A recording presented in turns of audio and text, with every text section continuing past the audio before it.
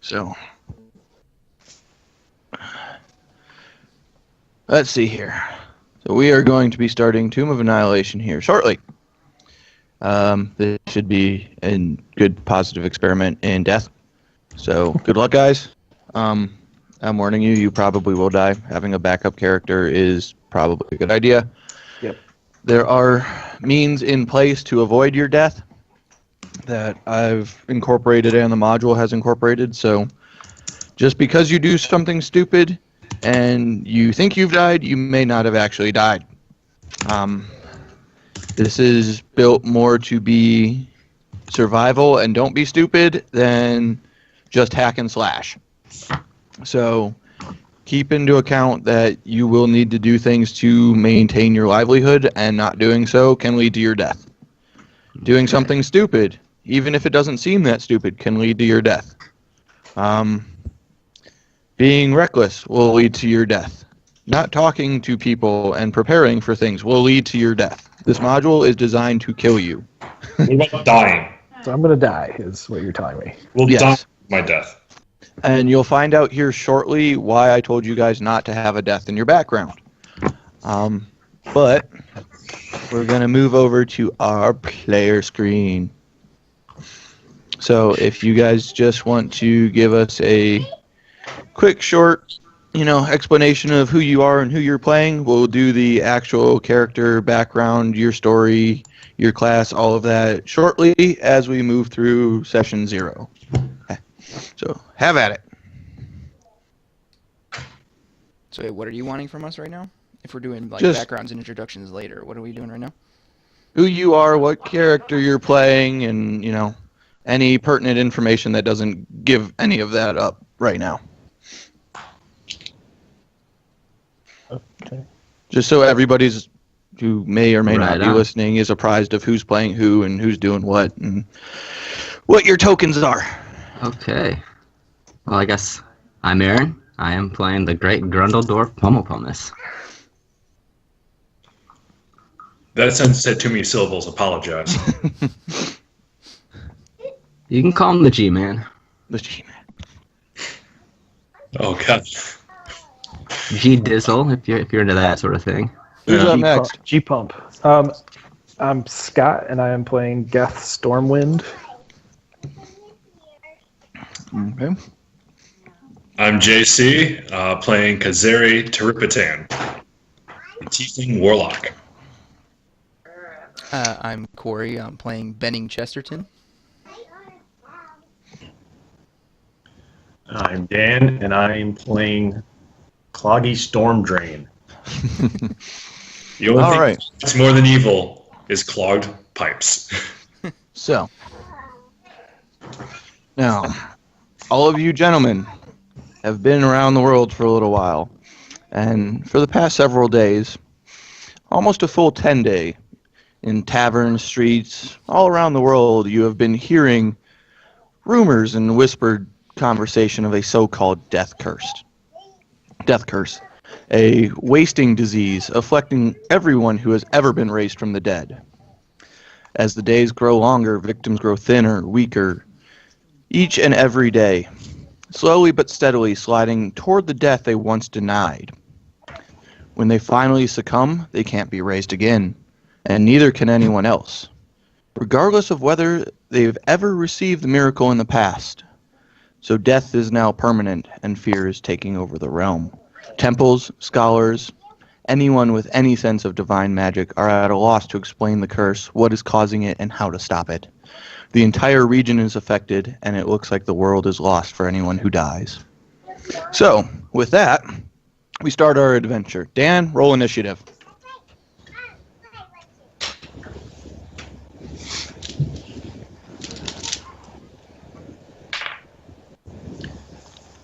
Uh, 14. All right. All right, before you, Dan, can you guys see this page or no? No, if you have dynamic lighting on and we don't have a token on the page, we can't see anything. Fixing it real fast then.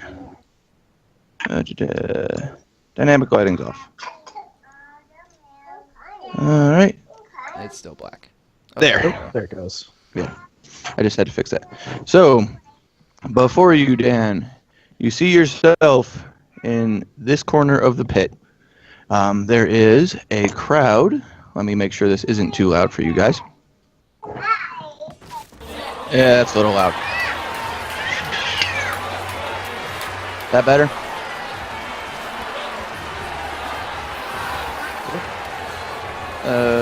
Hold on. Wrong one. It didn't open the one I wanted. Oh.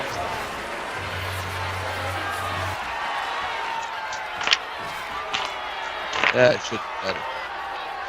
Right? It's still a little bit loud. I'm working on I think it's fine.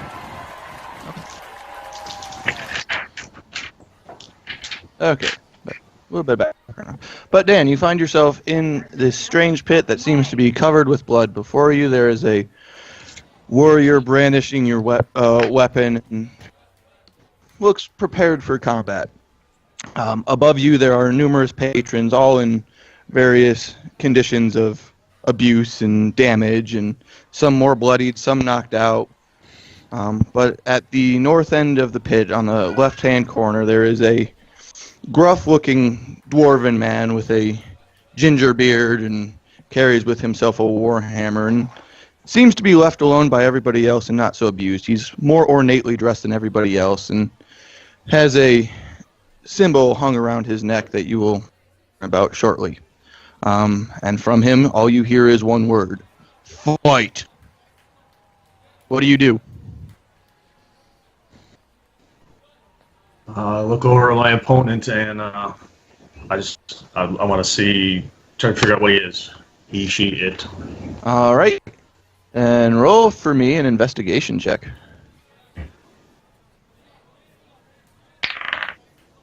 Oh, that one. It is a person with a weapon who looks angry.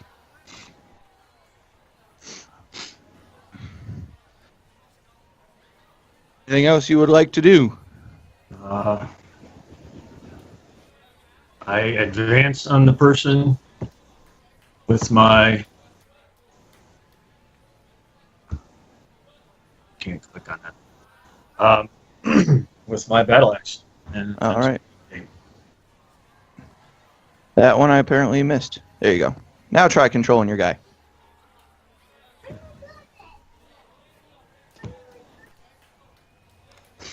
All right. Your next move. Attempt to hit. All right. Roll to attack. Ha ha ha. That would be a 7. You swing and you miss. Anything else? Oh, that's it. All right. So this individual that you just swung and missed at gets a kind of mocking grin on his face and proceeds to return the favor with a swing of his scimitar. Would a 10 hit? That will not. All right. He swings and manages to lodge his scimitar into the wall behind him. All right. I'm going to try to actually hit him this time. Will a 14 do it? A 14 will do it.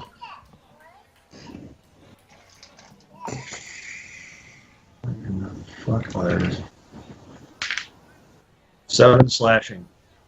All right. 7 slashing with that single hit. He definitely looks much more weary, but he is not down yet. Anything else you would like to do? Nope. All right. This gentleman is going to move himself around to your backside to try and get away from the wall. He is going to swing again. Would a total of 20 hit? Yes, it would. All right. Oh. That is 5 damage slashing. That is all he can do. All right. I will swing at him again, attempt to put him out of my misery. 9. A 9 will not hit. Jesus, these dice are sucking today. All right. Seeing your swing, he takes a quick sidestep, and you manage to land in the dirt. All right. He makes another move to the side if there's nothing else you want to do. Nope. And would a 9 hit? Nope. And he basically repeats what you just did, just with a scimitar. All right. My turn to swing again. Mm-hmm. 17. A 17 will hit. 8 slashing. 8 slashing. How would you like to do this? Bash him in the face. Bash him in the face. I want to spill his guts. All right. So we'll go with. How did you do your slash? Overhand, underhand, horizontal? Left to right. Left. Correct. All right. You rear back with your axe and you take this massive arcing swing, and right as he pulls his scimitar from the ground and manages to lift it above his head, you do a cleaving blow just across his stomach, not deep enough to cut him in half, but enough to cause his intestines to spill on the floor and him to collapse. And he proceeds to die. Above you, the gruff-looking ginger dwarf just kind of nods his head in approval and goes, "Cloggy Storm Drain, you are one step closer to becoming a full-fledged member of the Iron Dawn Initiative. From here, after defeating your final foe in the initial challenge, you will be tasked with a mission. This mission is to go talk to Sindra Sylvain tomorrow. Before dawn, you need to be at her residence, and she will guide you further. Your mission is to do whatever she asks of you and complete it without question. If you die, you fail. If you run away, you fail. If you fail, do not return here, for you will be hunted down. Us in the Iron Dawn Initiative are a group of special ops soldiers that do not question orders and will complete a mission at any cost. Either you are one of us or you are dead. Do you choose to accept?" I do choose to accept. Good. For your victory, I will give you a small prize. He gives you 10 gold and a scroll with... Here, I will... crap. No, cooperate, internet. I'll come over here. Save change. With I just put something in your journal, Dan, in the game. It's an image that is what's stamped on the scroll that he hands you, and instructs you to hand this over to the attendants at Sindra Sylvain's residence tomorrow. Till then, get some rest and be ready for the next great adventure. Do you know how to access the journal, Dad? Oh, get over it. Trying to figure it out. So, Yep. You got it? It's the newspaper one. Yeah. I could do just show to players. That should show it to everybody. Well, I was just making sure he knew how to get to the journal, because I know that he keeps his chat menu minimized all the time. Okay, so that covers that. All right.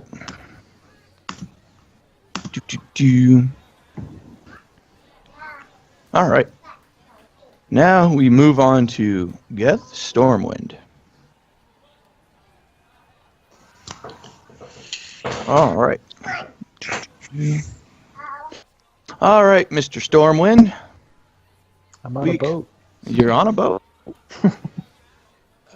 Boot. A boot and a boat. There we go. We need ambiance.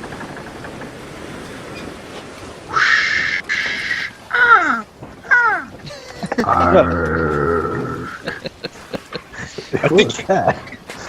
I'm sure that was Faerun. Was there a dog on the boat? I think it was a pirate. It's a dog pirate. Which All is right. like the worst kind of pirate. Dying. All right. Well, we find ourselves on a small fishing vessel. There's not much to it. It's a relatively small boat. Looks more like a pleasure craft than an actual fishing vessel at most. A pleasure craft, you say? Yeah, more of a pleasure craft.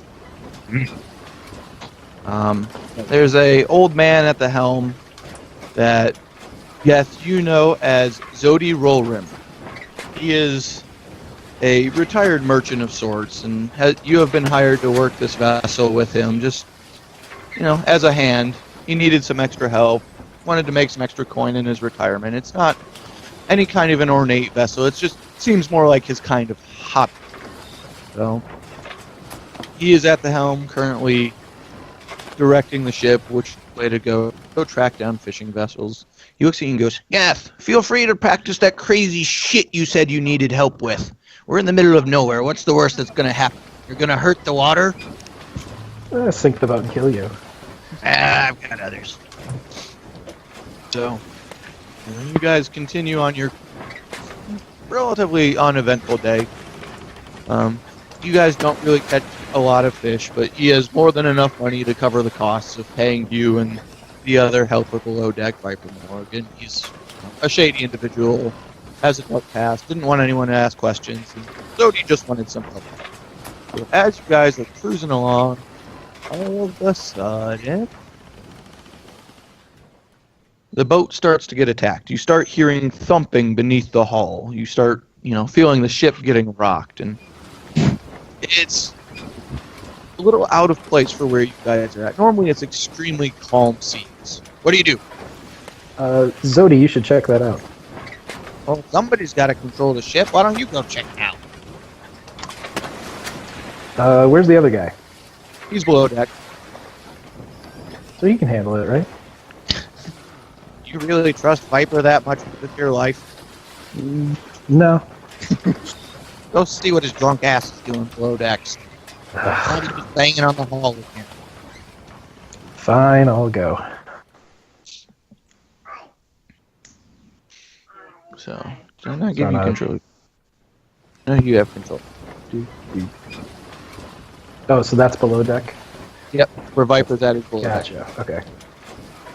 You go below deck, and you see before you a Viper Morgan passed out in his rack, drunk off of his ass, not doing it. As you go below deck, though, the thumping gets louder and louder, and you start to see cracks in the hull and water pouring in. Where's the thumping coming from? Thumping is coming all along this side of the ship. So there's about 3 distinct spots where it's coming from, and the hull of the ship is slowly starting to break apart and water starting to pour in. I'm gonna shake Viper awake. Richard, what do you want?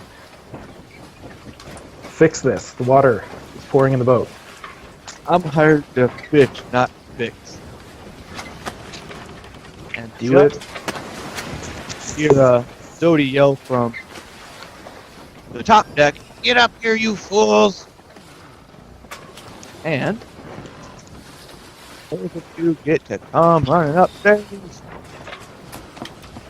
Or you see 3 merfolk that seem to have been attacking the ship because the thumping has stopped. Roll initiative. Oh, goody.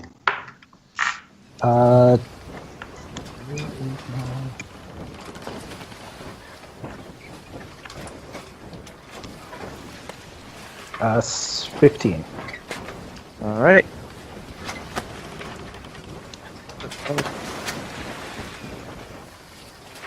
Yep. Give me a moment. You said... Here, let's do that. That'll be easier for now. Give me a moment. I'm still learning shit. Alright, whatever. Alright. So, you get to go first. What are you going to do to the merfolk? I'm going to cast Witch Bolt on this guy. Okay.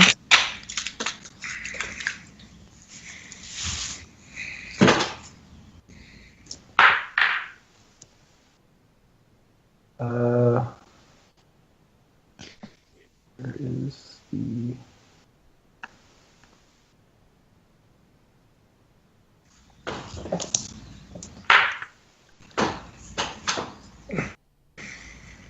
A 19 to hit, 19 will most definitely hit. and it will do 11 lightning damage. You just made a fish stick. Mhm. That was a little unexpected. All right. So that being said, Zodi is up, and he doesn't want to die, so he's going to run below decks. Viper, on the other hand, gets a rather excited grin and screams and decides to run his dumb ass into combat because he's smart like that. So there's Viper. He's going to roll to attack. That hit. That does hit. And he does 4. Yep. 4 piercing damage to this merfolk. But now you guys are in trouble because the merfolk are up. Oh. This one's going to move right next to you, and he is going to roll to attack. Does a 13 hit.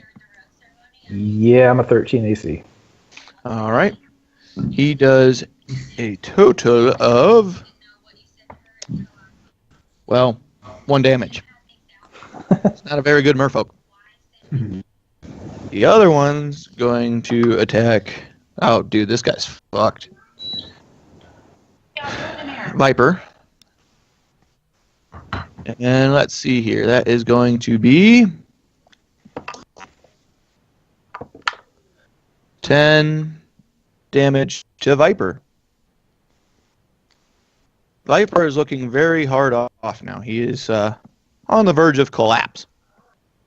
And we roll back around to Mr. Geth. I am going to poison spray the guy in front of me, All right. which is a what is it? Constitution saving throw. All right. 17. That passes. So, nothing. Well, that's going to be rough. Come here, Zay. What's in your damn mouth? Let me look at it. Here. Viper is on his last legs, and he's trying to murder a merfolk again because Zodi's hiding like a bitch. All right. That is going to be a hit, and that is going to be 4 damage to the merfolk here.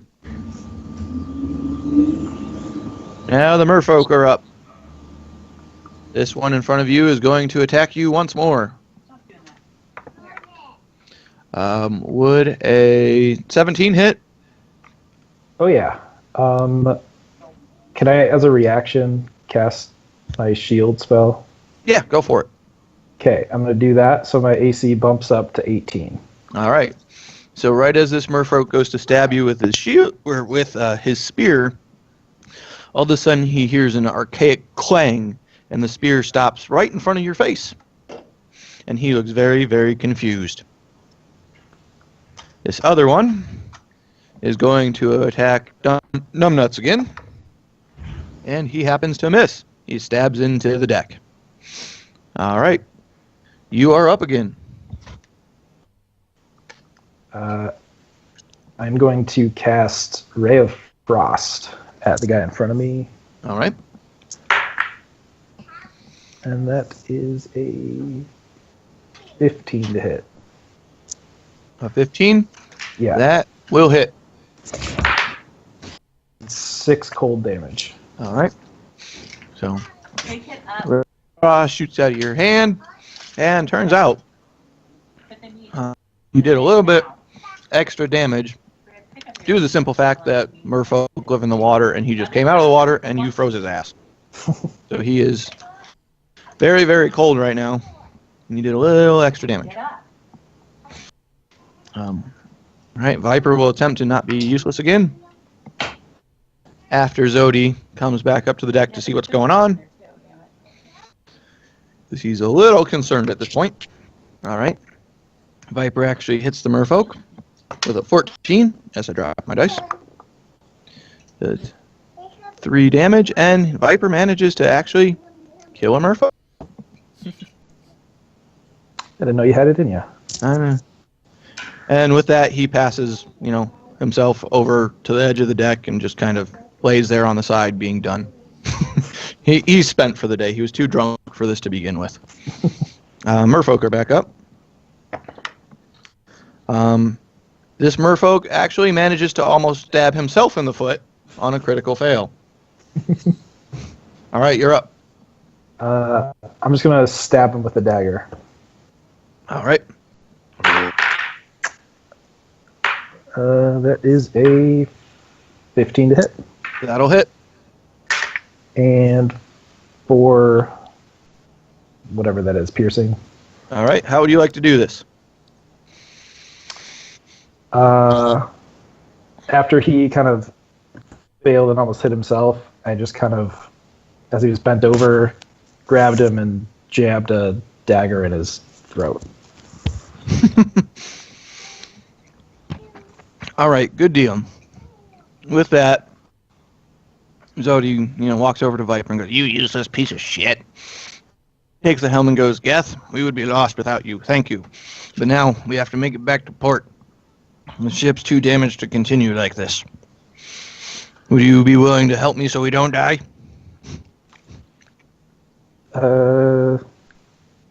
Viper, What? help this man. No, I can swim. Viper's kind of a useless piece of shit if you haven't figured it out yet. Oh, I have. I just don't really want to help. This is a redemption arc for Viper. All right, what do you need? I need you to raise the sails so we can gain some speed and hurry back to port. So I need you to make an athletics check to climb the mast. Athletics. With advantage, by the way. Oh, with advantage. Okay, good. Yeah. That's a 10. All right, you managed to scurry up the main mast, and you're at the sail level. Make a strength check. This is going to go poorly. 5. Turns out that these are all slip knots, so you managed to do it relatively easy, and the sail drops down. All right. Can you then make me a dexterity check?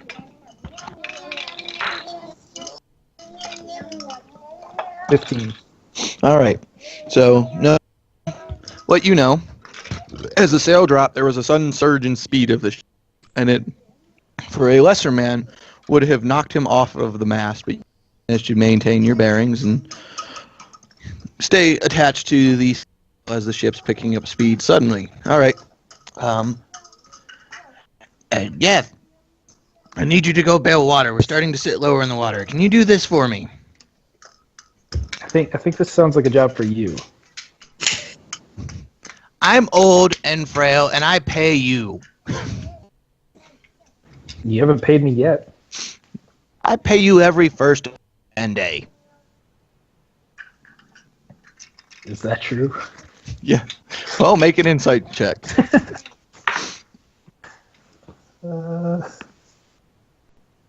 14. Turns out it's very true. He is very consistent with paying you. I guess since you're consistent with paying me, I can handle it. You've actually been working with him for a good long while.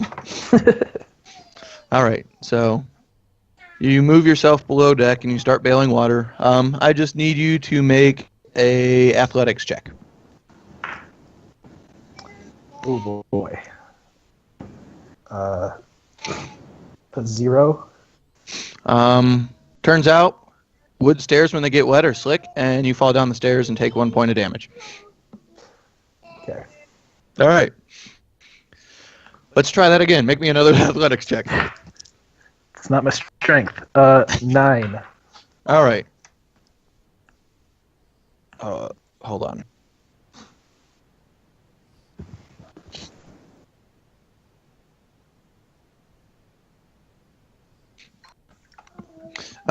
We will take. Oh, I can multi task right here. Go to your daddy. So, you manage to start bailing water, and you are carrying buckets up and down the stairs, and you are full and sick and tired of Yeah, he's got it on both hands. Viper's shit, and you proceed to start dumping the buckets over his head. He goes, "What the fuck, man?" This wouldn't be happening if you were helping. I said, "Fine, fuck you," and he starts helping, and you guys start bailing buckets. And you, at an expedited manner, make it back to shore just fine. Yeah, you need paper change, dude.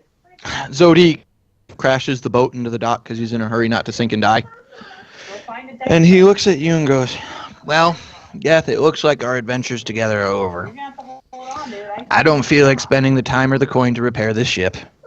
I realize I'm a little too old for this sailing crap, even though it was a fun hobby and I enjoyed your company. I have a lead on another job if you would like it." Don't just ask, dude. What do you got? Well, as you know, I'm a merchant of sorts, or at least, in your days I was a very active merchant. I have a friend that tomorrow she is holding a gathering, looking for adventurers for some kind of a quest. A quest for what? Give me a minute, screaming baby. Mm-hmm.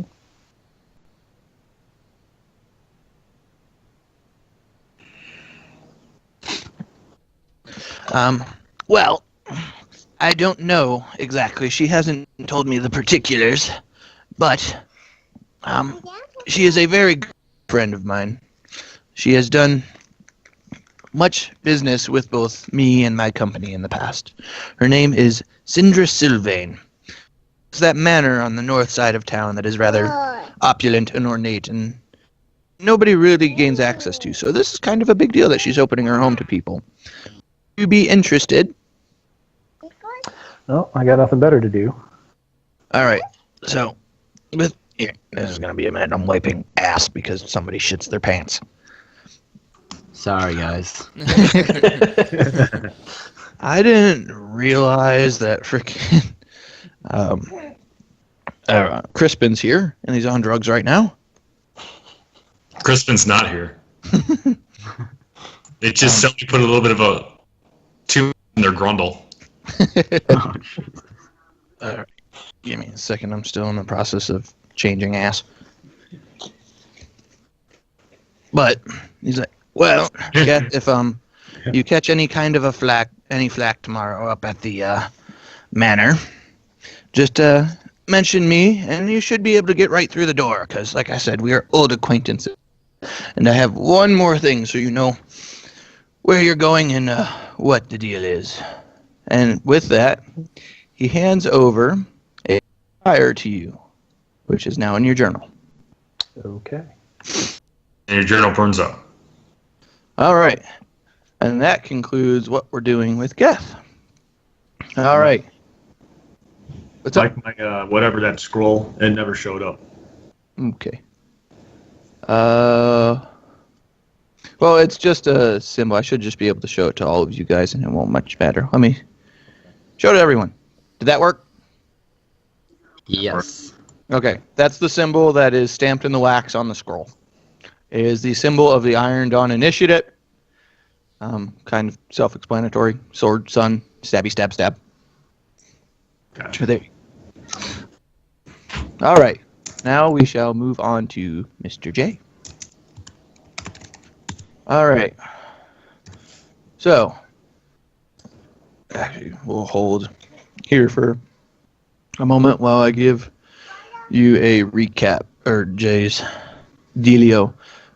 Jay, your day starts off by walking out of a home, and behind you, with the door slamming, you hear an older gentleman who happens to be your father going, "I don't know what's wrong with that boy. He has to have been taken by the madness or something, thinking that he can become one of those despicable criminals and the best of them. What is wrong with him? He's either going to get himself caught or killed, or worse, make our family name more dragged through the mud than it already is." All right. That's where your story starts, Jay. What do you do? I continue walking out the door. Okay.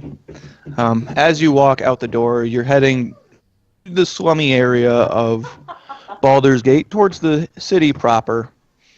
For you, it is actually the day of Sindra Sylvain's gathering. I'm sorry, what'd you say? Jeez, why is this not cooperating? You are the day of Sindra Sylvain's. Oh, edited. It's the day of Sindra Sylvain's meeting. The town has been all a talk of it, so you know what's going on, but you have paid no mind to it. As you walk through the streets towards the city proper, you get hit in the face with this. It's going to your journal.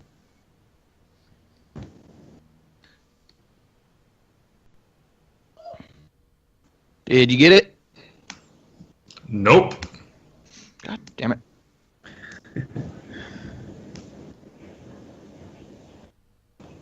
Why does this not work right? Oh, what about you, Aaron? Or Scott? No, he just typed it. He's not seeing It's- the thing in his nope. journal. You're No, the flyer it just isn't showed hitting up. people's journals for some reason. It just showed up. All I right, so got called the bathroom break. yep, that's what you need. There should be a thing in there for you to look at. It's a flyer.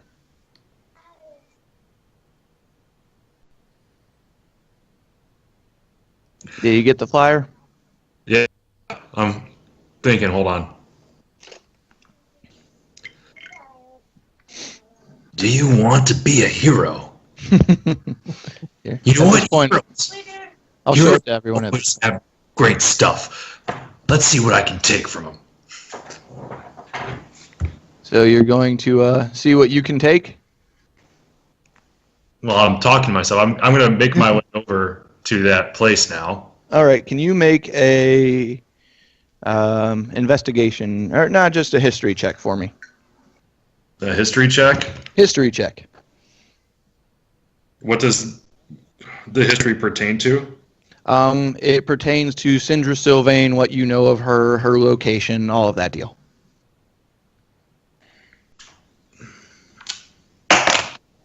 Natural 19. All right. With that, you vividly remember that Sindra Sylvain is one of the biggest merchants in the city. Her corporation has almost gotten a monopoly on most of the merchant travel in and out of Baldur's Gate. She is very rich, very well off. Her home is very ornate and very decorated. You know that with the amount of people... Stuff to steal. Yep. You know, with the fact that she's inviting people to her home today in mass quantities of, various reputation, today would probably be the best day to get into her home and steal some shit to basically prove your father wrong and tell him to fuck off. So, you come across... My character have daddy issues. Okay. No, it's basically your dad just pissed you off by saying you're a useless piece of shit. Well, I'm a useless piece of shit. I'm level 1. But here, this is the scene you stumble upon. I need to move you. But you're here. This looks like some sort of zombie attack. Kind of. But, With sort of black screen. all right. We'll move you to the proper layer. Has it loaded for you yet, Jay? Yeah. All right, you are in the top right corner. Awesome. So after surveying the property and looking around, you realize that there are very limited access points. There are guards on that inner courtyard that obviously aren't allowing people in. There's guards guarding the way around the house, but you managed to find your way towards the back of the house. What would you like now that you're in this back corner of the house that seems relatively unguarded?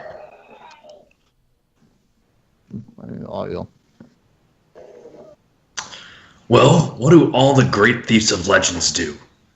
As I start walking over here and trying to peer through this window right here. Okay. Make me a stealth check.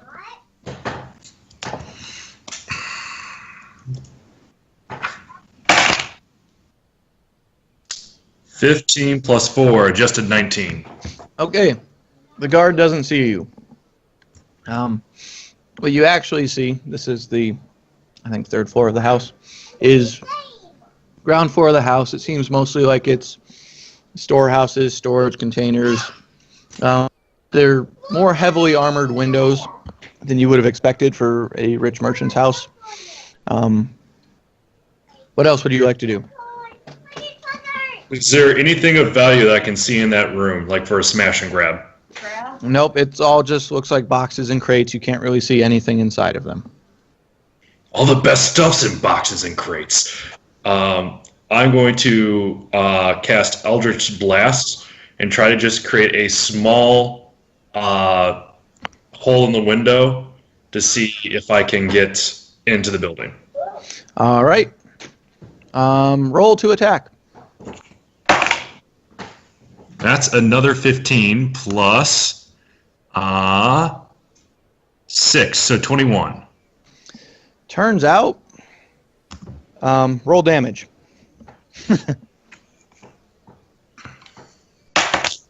4 damage. You take 2 damage. The spell is reflected back at you, and you don't quite know why. All you know of Sindra Sylvain is that she is a merchant of great repute, but there seems to be some magic spell preventing attacks on this building. What? Oh, shit! Ow, ow, ow! That didn't work. All right. Can you make a insight check to me?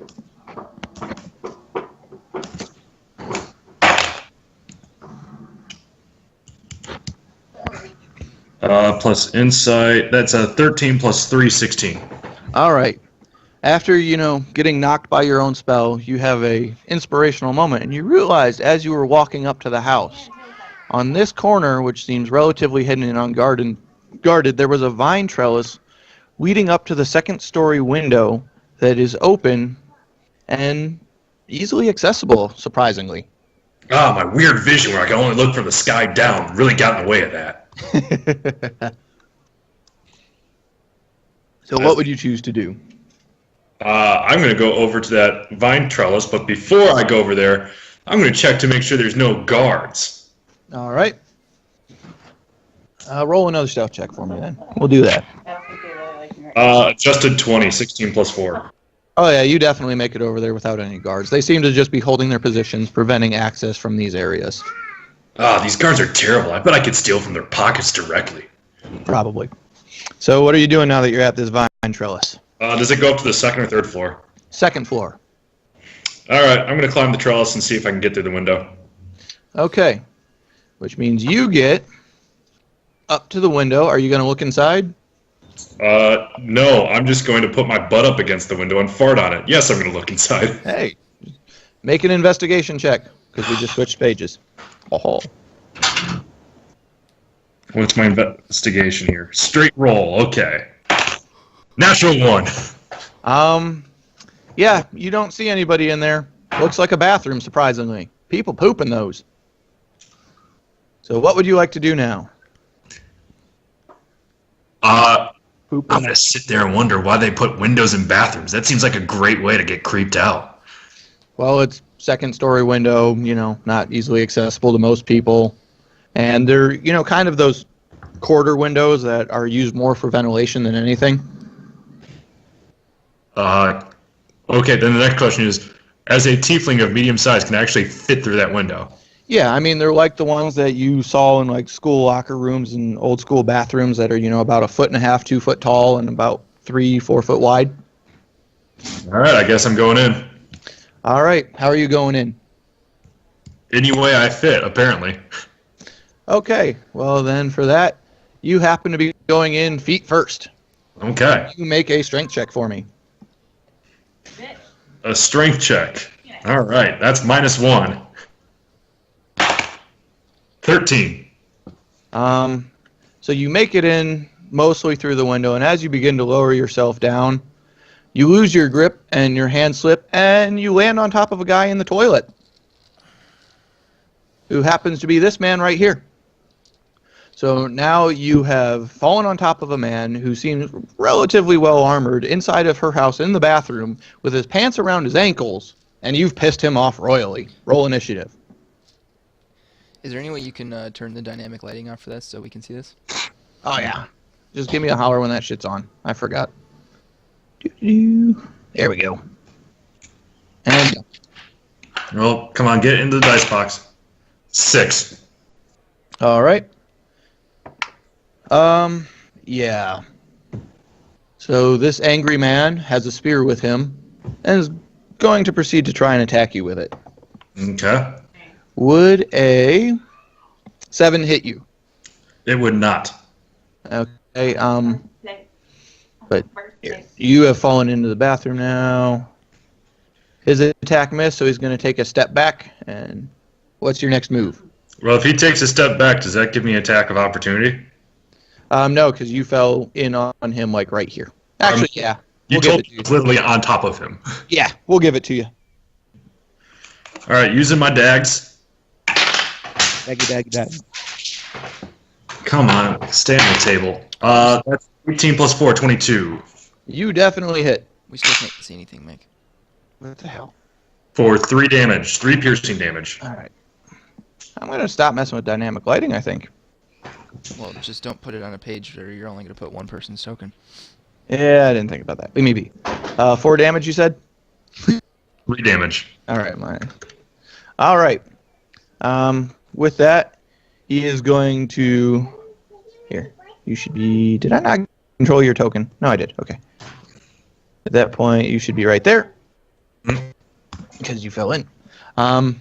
Seeing as his pants around his ankles, he can barely move. He's going to move himself right there. And he's going to attack you again. A second time in a turn? Oh, yeah, that was opportunity. My bad. Mhm. All right, yeah, you're up, man.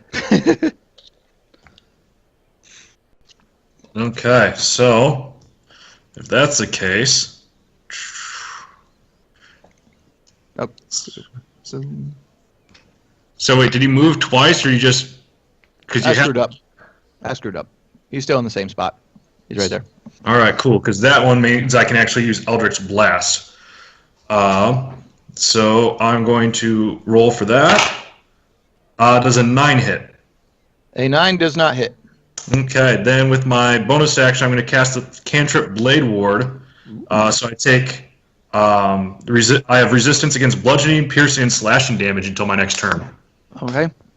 That just means it's halved, right? Yep. Good deal. All right. And then I'll So- sit there and just say, it's like, we don't even have to fight. Just give me your stuff now. He still has his pants around his ankles and looks very angry that you just stabbed him. His pants around his ankles? Hey, I'm eating at the same time. Leave me be. But, okay. You done, Jay? Yeah. All right. He'll step back forward again then, and he will attempt to make an attack upon you. Would a 7 hit? It would not. So, since he seems to have pissed all over the floor, he slips a little bit and his aim falters, and he manages to nail the wall behind you. Is there any way that I can use, I can try to grab the spear as he tries to stab and miss me? Go for it. What do I do for that? Roll a strength check. Okay. 1. 10. Turns out you guys are now playing tug of war with a spear. All right. Cool. Is it my turn now? Yep, your turn. Okay. While holding on to the spear with one hand, I'm going to cast Eldritch Blast with the other. Because he's in melee range, I take it at disadvantage. How does a 10 sound? 10 does not hit. All right. With my bonus action, I'm going to re-up Blade Ward and just let go of the spear. All right. So he slips a little bit as you let go of the spear, not expecting you to give up so easily. Mm-hmm. All right. Anything else? Nope. All right. He's going to attempt to stab you again. Wow, this guy sucks. Would a 5 hit? Let me look here. No. Now he manages to stab the toilet you're standing on. He's a great warrior. You see why they brought him here. Your turn. All right. You know what? Starting with Blade Ward, and then I'm going to make an attack with my dagger. Okay. Adjusted 19. Yeah, you're definitely going to hit. And that will be 5 damage. Okay. He is looking very ragged at this point. You can give up any time now. Just give me your stuff. -5. All right. Anything else you would like to try and do since you've done Blade Ward here? Okay. He's going to try and stab you again. Get out. I don't think an 8's going to hit. No, it does not. This dude would make a great demolition expert, but a horrible soldier. Okay. You're up. Roll sloppy. All right. Going with the dagger again because Eldritch Blast will be at disadvantage. That's a 9, so that misses, and I'll re-up Blade Ward. Okay. He's going to keep destroying the bathroom. Oh, fuck. I dropped my dice. The chili he ate already did that. How about an 18? An 18 would hit. All right. And he is going to attack you for 6 damage. Ouch. And that ends his turn. All right. I'm going to make a desperate attempt with my Eldritch Blast then.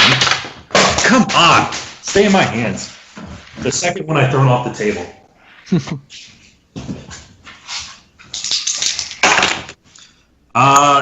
That would be a 18.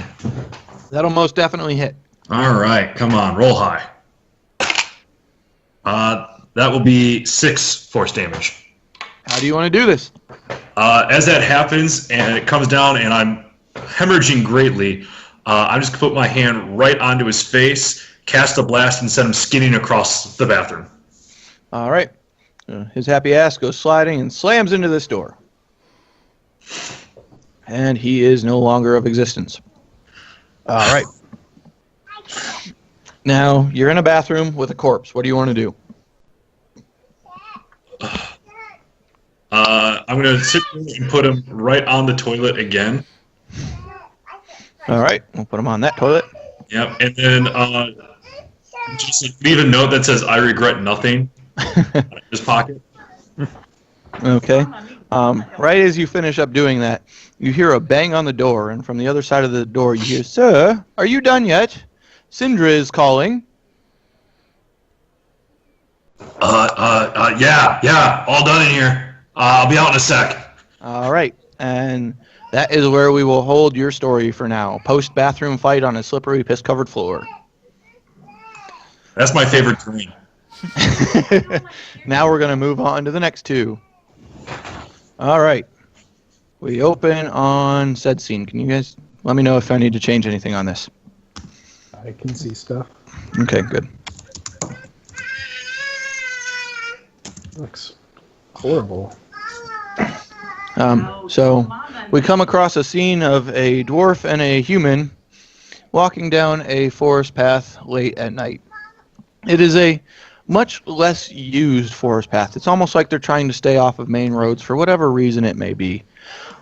Shortly up ahead, these two individuals see a overturned wagon with a small fire burning from a lamp, and the smell of blood goes across the air. It's almost like something bad has happened here, and maybe, they could lend assistance or pass on by if they don't feel like getting involved in the troubles. Your guys are up. Chester, wait here. I want to do Divine Sense to see if I detect anything super evil about this scene before we go running in. Does that need a roll or no? It does not. Okay. It's just if it's strong evil or good, it registers in my senses. Nope, you don't feel anything in particularly evil or good or anything of that nature. It's just something bad happened here. There's not really evil associated with it. There's no evil in the air, but we should still tread lightly. Yeah, I agree. So, what are you guys doing? I would like to slowly approach. All right, make some stealthy checks. Oh, I am wearing heavy armor, so I am not very stealthy. That's a 14 and a natural 1, so it's a natural 1. Yeah, you clank a lot. You're like the frickin' Tin Man from Wizard of Oz. I got a Chester, we got to be sneaky. Like this.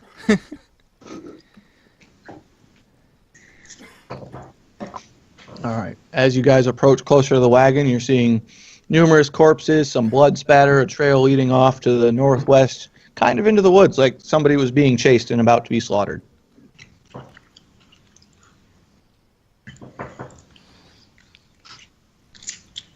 Well, looking like everything here's already dead. Yeah, this looks pretty bad. Question. How are you guys talking? Whispered, loud, normal? I rolled a natural 1, so I am talking. Loud enough to be heard over the sound of his boots. Oh, that being said, off to the northwest you hear, what was that? We can't have any witnesses. And a group of gentlemen, bandity types, pop out of the woods right here. Roll me some initiative. Initiative, alright. 16. All of my dice hate me today. I got a 5. You got a 5. Okay. Give me... Oh, wrong thing. All right. You guys are in for a rough time. What did you get, Grumble? 16. Okay. Well, that's not too bad. Nah. And that's All with right. a -3. Grumble, you're up.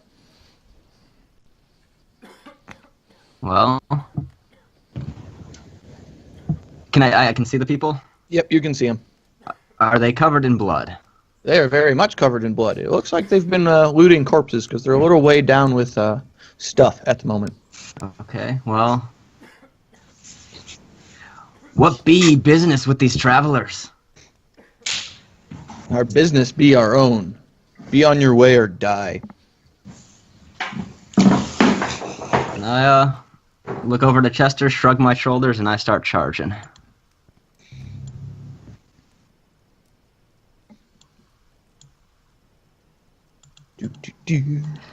Die it is then. For you. And then I can get to there. Okay. And I'm not much for making ranged attacks, so that's about it. All I right. think that's about as far as I can get. Okay, right. All right. Oh no, I can move 2 more. Well, move wherever you want to be. There you go. Okay. So, these gentlemen are going to take their opportunity to move up here. And they are both going to attack you with swords. Will a 12 or a 9 hit? Neither will. They actually manage to cross swords mid-attack, and they negate each other's and ding them away from you as they go on opposite sides of your torso. Ye fight like beardless gnomes. All right, Chester. Alright. Alright, I'm gonna step out from behind the wagon here. Step up just a little bit.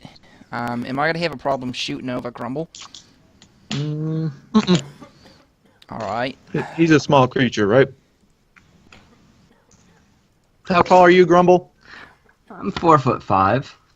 Chester, how tall are you? I got like 2 feet on him. Okay, yeah, you're fine.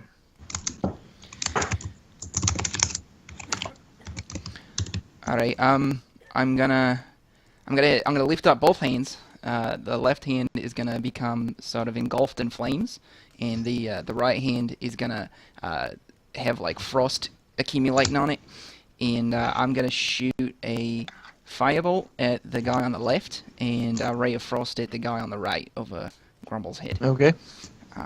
Alright, so for the firebolt, that's gonna be that's a 19 to hit. That'll hit. Alright, and then that's gonna be 10 damage. He drops dead. And then for the other one, the Ray of Frost, Yeah, that's probably not gonna hit. That's an 8. Okay. He looks almost dead. No, I mean I Oh, an rolled 8 to hit? To hit, yeah. Oh yeah. Then you miss. Okay. And that's it for me. Grumble, you're up. I'm coming swinging with my warhammer. Alrighty. Have at it. Oof, oof, oof. That is 18 plus 6. So I'm gonna guess that hits up before I do the That's math. gonna hit. Yeah. The damage is a 10. How would you like to do this? I'm swinging like a tornado and crushing right in the lower 2 ribs. Okay. He goes squish. After the successful completion of your guys' combat, you hear off kind of into the wagon, surprisingly, this coughing that you don't know if has been from these silly men trying to attack this caravan or from something else, but turns out it's from something else in the wagon. And you hear a cry for help. Help! Help! I need help! Grumble, we got a survivor. I go sprinting over. I'm on my way. And it happens to be this individual right here, who I just moved. Oh. And how's he looking, or she? He happens to be a dwarf, and he happens to be skewered through the chest area with one of the axles from the wagon. So he's not going to live very long.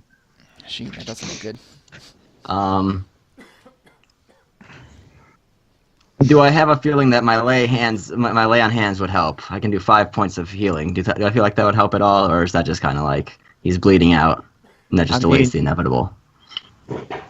Make a insight check. Oh, that's a 6. At this point, assessing his wounds and with your guys' experiences and the location of this wound, you kind of go, he's done for. There's not much we can do.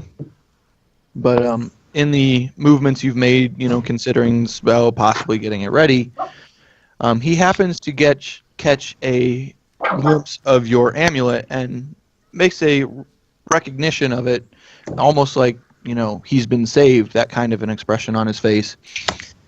He also takes into acknowledgement that you are a dwarf. And he proceeds to speak with you in Dwarvish, saying that, brother, I'm going to die. There's nothing I can do about it. I can feel my end coming. I have a mission for you, and need you to carry it out. As he hands over a piece of paper, a letter of sorts, and on the outside it has the symbol of Moradin stamped on it. And here, let me give this to you guys in your journal. And there you go. Should be in your journal shortly. Read it, and yep, Death in the Cloakwoods.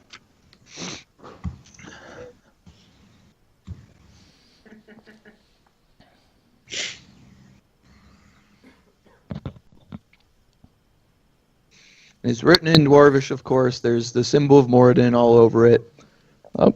What do you gentlemen choose to do with this new information? As he's dying, I'll just say, may you live on with Moradin. And with those words, he expires in front of you. I do a silent prayer. All right. I'll say, be at peace in Dwarvish. You literally say in Dwarvish? No, I speak So- Dwarvish. Right now, you guys are standing in the woods with a destroyed wagon, multiple corpses, and a dead, turns out, Moradin cleric from the Hammers of Moradin in front of you. This is probably not a good scene to hang around at. So, Chester, I know I say I'd be traveling with you, but this sounds like some serious business. I feel like it's my calling. I must go to Syndra and help her out. But I do owe you my life, so it's your call. Well, I ain't got much going on for myself, so maybe I'll take along. all right. So your choice is? Off to Syndra. Let's get 8. Okay. Don't hit me. So, The following morning, everybody assembles at Syndra's home. So we have you guys down here. So Grumble and Chester. And we have... Did I delete you, Dan? No, you're right there. And then we got Cloggy and Geth up here. You haven't changed the page yet for us. Damn it! All right, there we go. We're back at the house. Oh, yeah. There. So, It's a bit Cloggy easier and than Geth I'd up here. expected. Yeah. Outside of said home, you are in a massive, massive crowd of people. It's just before dawn. Of course, with all the commotion that Syndra has been promoting with her flyers, the request to the Hammers of Moradin for their help. People have come seeking glory and so on and so forth. So there is a massive crowd outside of this house. On a podium stands a man right here. He is dressed as a paladin. His armor is very damaged, but very well kept. It looks like he wears the damage on his armor as a badge of honor. Would any of you care to try and figure out who this man is? Yeah, I'll take As it a right fellow here. paladin, definitely. Okay. So then roll me some investigation checks, whoever wants to know. That'd be a 12. All right. I got a 23. All right. 16. So, anybody else? I don't care. I don't care. I'm already in the bathroom at this point. Yeah, you're in the bathroom, so you just hang out over there for a moment. Before you guys, you see, turns out, a dwarf paladin. Go figure. Those of you who succeeded on a 10 or greater recognize that this is known as Balroth, Strongarm, also known as the Wall. He has been in numerous conflicts. He's a member of the Lord's Alliance of all things. He is of the higher echelon. He's known as the Wall because, as legend tells, there was a day that he went up against an army single-handedly, and every attack did not move him from his place. He stood his ground and slayed all who opposed him, and won great honor for himself in the Lord's Alliance. So that is how he developed the name of the Wall, is that nothing gets past him, and he will not move when, his cause is just.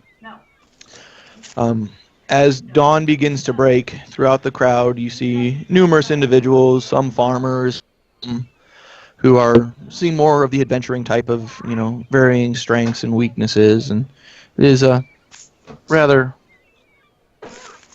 big crowd. Why am I hearing... Oh, that one. Whatever. There are numerous tenants and assistants running through the crowd, collecting people's information, getting, class, background, history, all of that, to try and acquire some kind of order to this madness that exists. Numerous tenants have run up to you, acquired your information. Those of you with any kind of document, do you wish to hand it over to these attendants or no? I give him a fake one. Okay. I'll hand over that scroll. Okay. I'll ask to speak to Lady Syndra personally, if that's a possibility.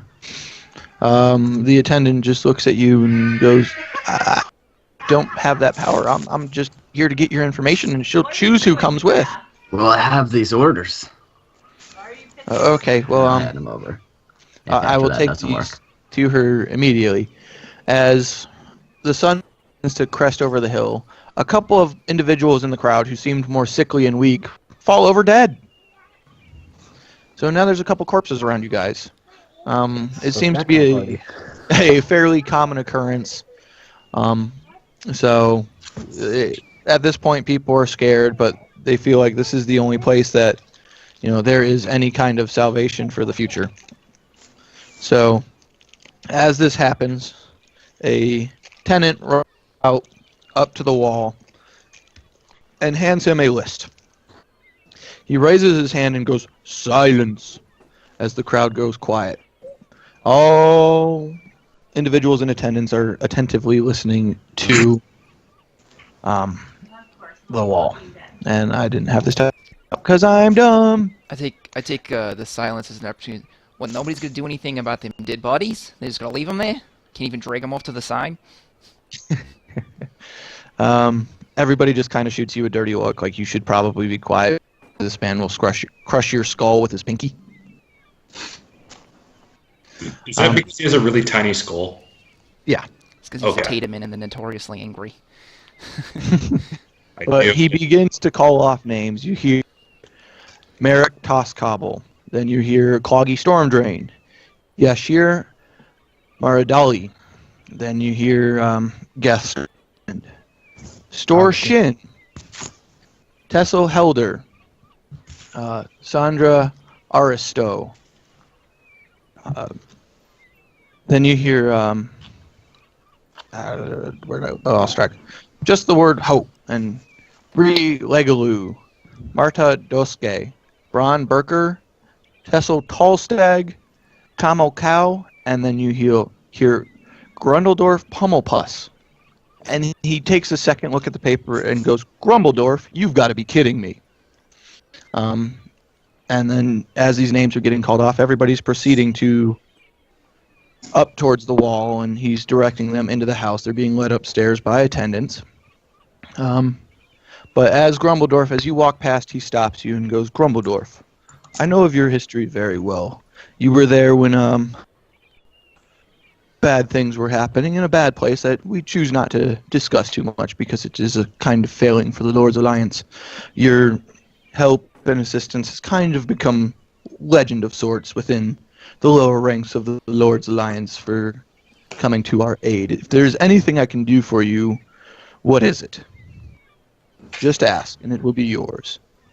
Well, if you heard their stories, you'd be knowing I wasn't there myself. My friend Chester over there had just as much in the hand as I did.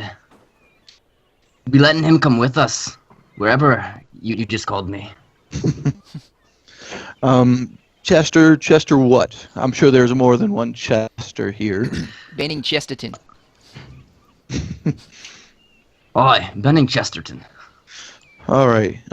He kind of folds up the paper, puts it to his side, and goes, and one last name, Benning Chesterton. And You'd be a good man. Thank you. again, look out after our own Paladin Lord Alliance alike.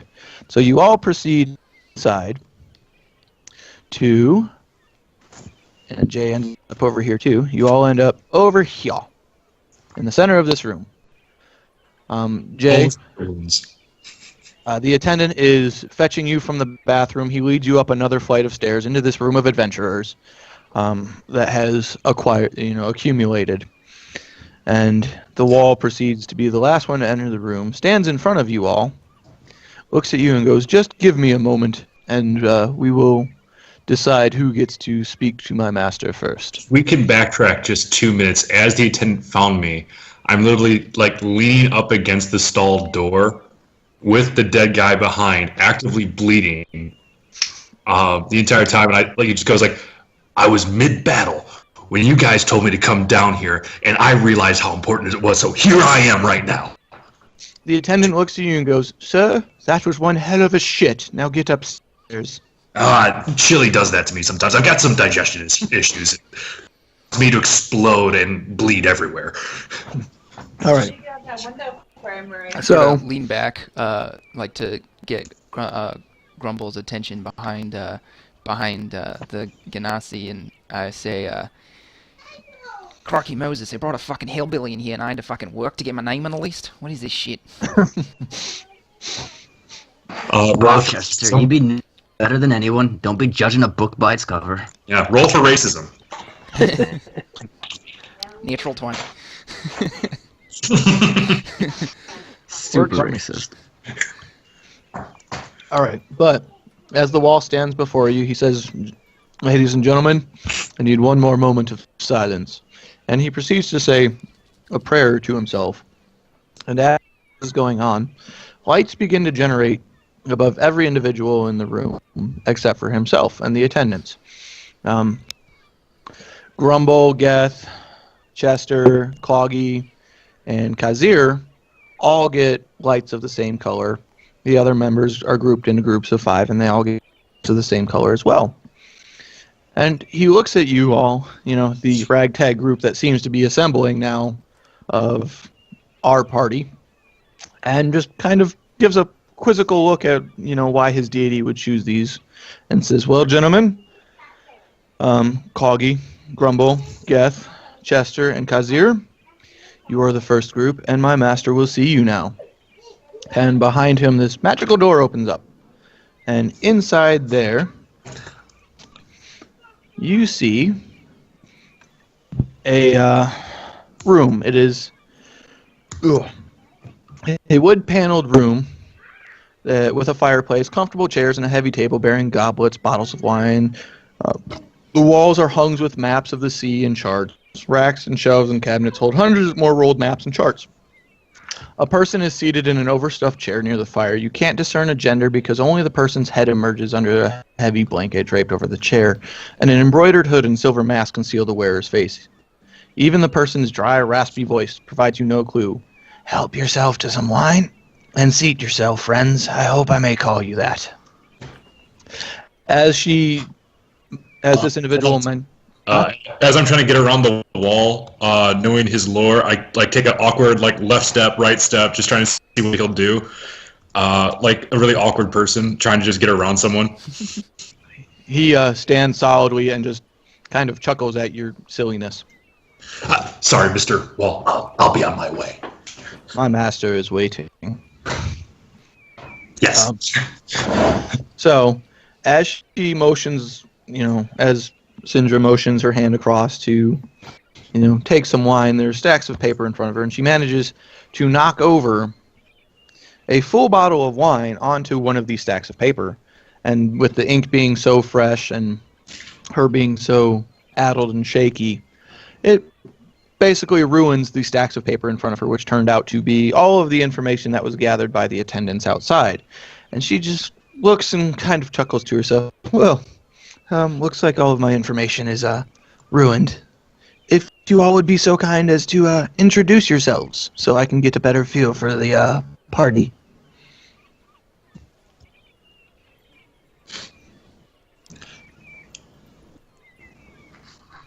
She's just staring at you all.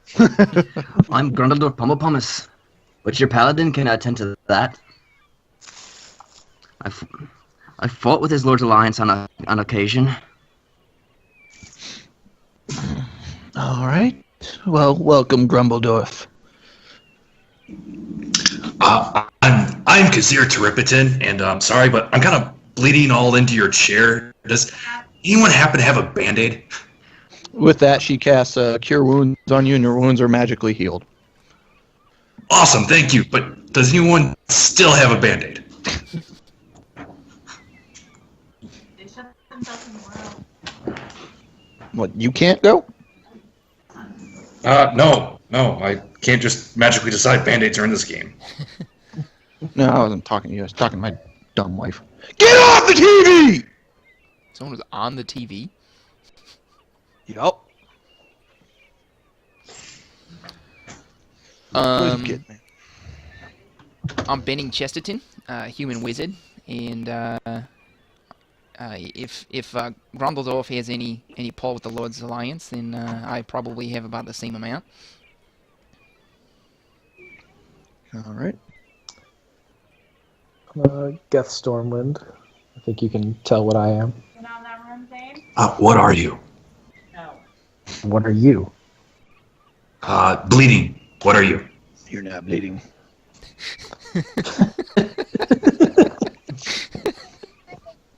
Shh.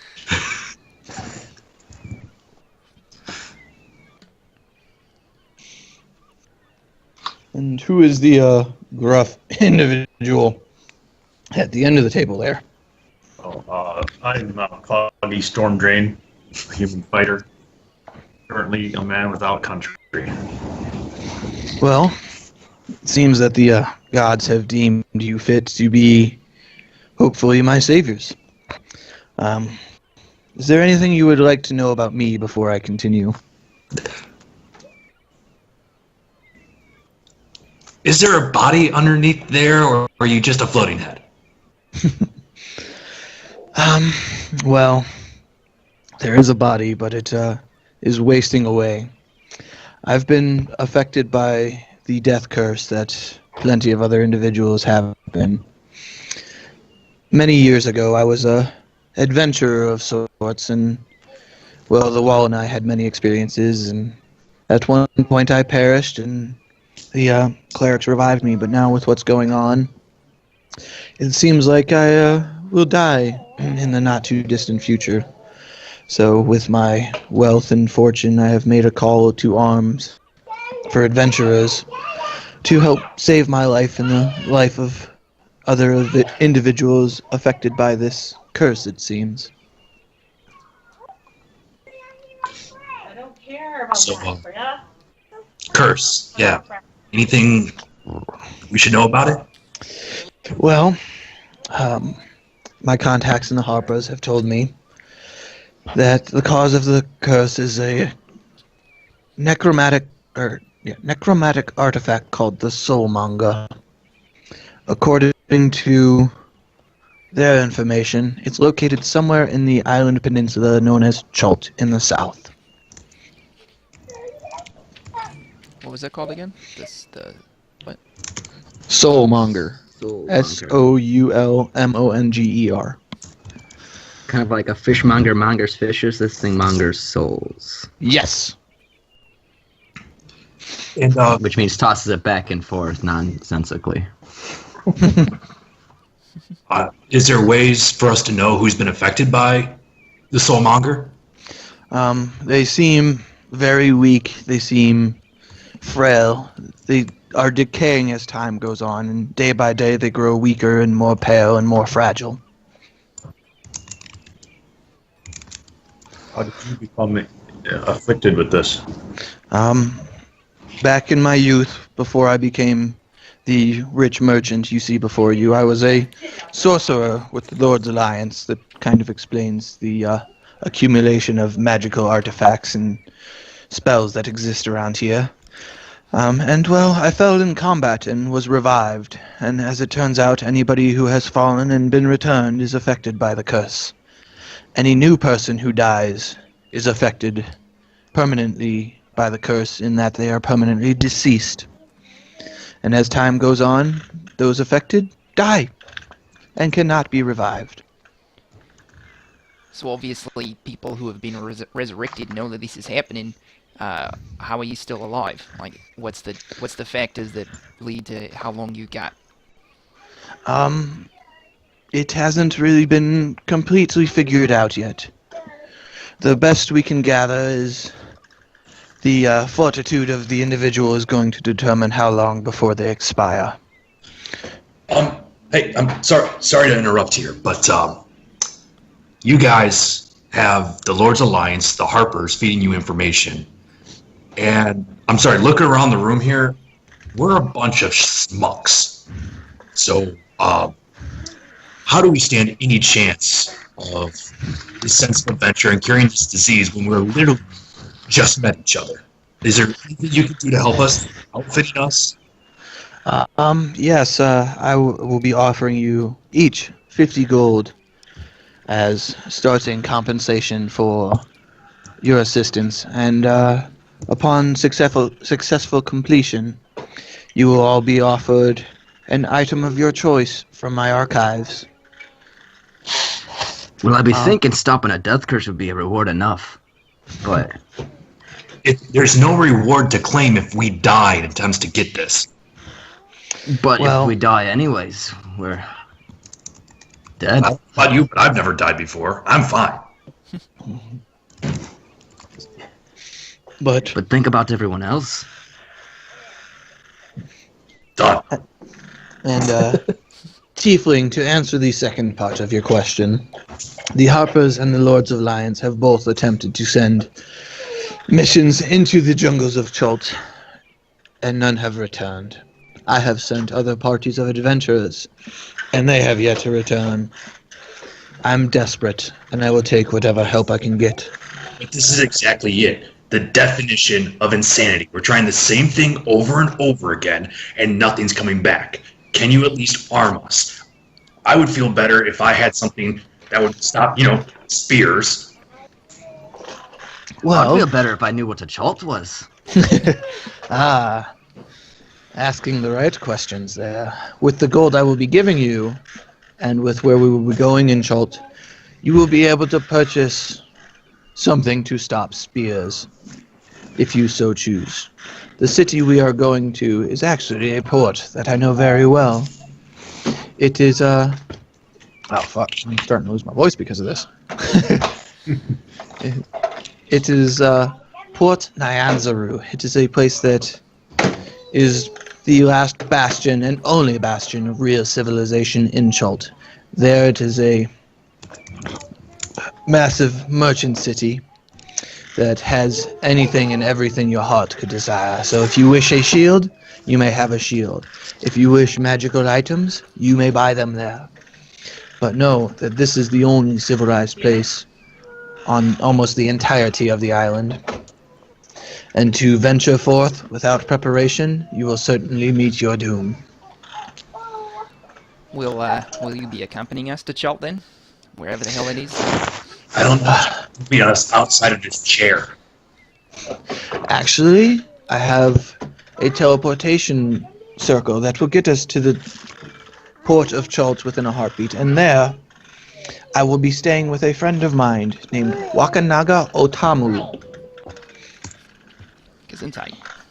Yeah, he has a name. He is one of the 7 merchant princes who rule the city of Chult, and a very good friend of mine and business partner. He has offered me refuge within his villa for the extent.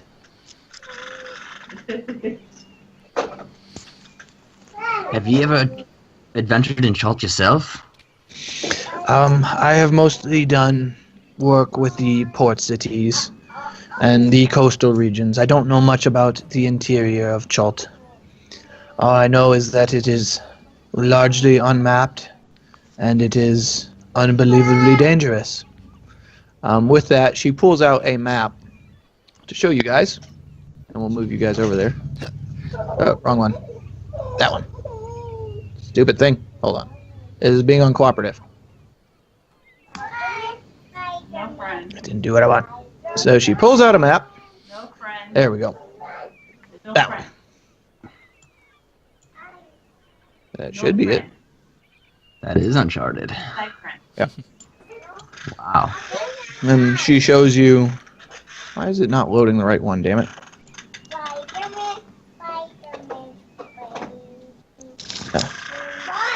Yep. And she shows you said map. Now, where in this map be that Port Nyanzaru? It is at the very north on the Bay of Chult.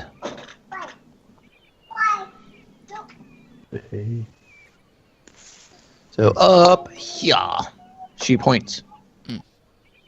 I just nod my head, pretending that I know how to read maps.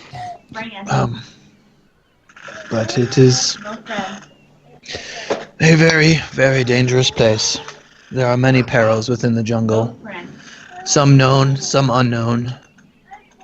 And I fear the worst for the parties that have already been sent. No friend. But it seems like the Wall and his gods have chosen you to be our No saviors. friend. And that is the big difference from the other parties. I assembled them without divine intervention, and I asked the Wall for a favor this time. Have you ever thought of sending somebody around, I love you, Tap. like in the water? Well, the waters of Chult and the exterior are ungodly dangerous. There is a dragon turtle existing within numerous bays. There are rough seas, hard winds, a high probability of storms off the coast, and it is, as you can tell, very rocky and unforgiving. You had me at dragon I'm turtles. sorry, did she just say dragon turtle like we're supposed to know what the hell it is and just accept that it exists? What is a dragon turtle? I've never Obviously, seen a dragon turtle. you can make soup with. It is I think it makes soup out of Essentially, you.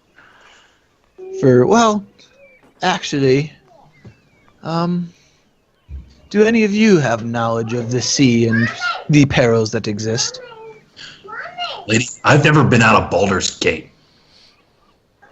With all due respect. I think I've seen the ocean once or twice. Wait, you said your name is Geth Stormwind? Yeah, You were sent by Zodi, weren't you? I was. How is the old fart? He's old and lazy, and Bye, Chult. he's still How's his fishing endeavor going? alive. His boat is probably sinking right now as we speak. I see why he sent you. Must mean you're a skilled sailor if you can keep him from sinking as long as you had. He's not only well it's sinking, is he? I can't tell if this is or not. But to answer the question of Dragon Turtle, it is a massive sea-going turtle that is equatable to the strength of a dragon. And the personality, it likes to hoard loot like any other dragon. So, now that the risks have been told of you and I am desperate, do you choose to accept or are we all doomed to die? Well, I can't be sitting around when there's a death curse. And if I'm being God chosen, which I know I'm being, then you have my hammer. Not to go too Lord of the Rings with it. It was just natural. Get it out that way.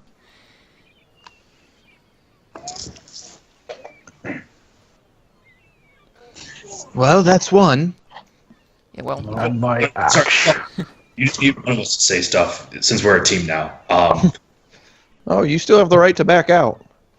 I do. Yep. You haven't agreed to her terms yet. You have the right to leave. Throw in another gold piece and you got yourself a deal. All right, you can have 51.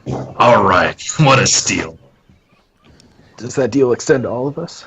Yes, whoever agrees is going to be handed out 50 gold or 51 in the case of the greedy little bastard.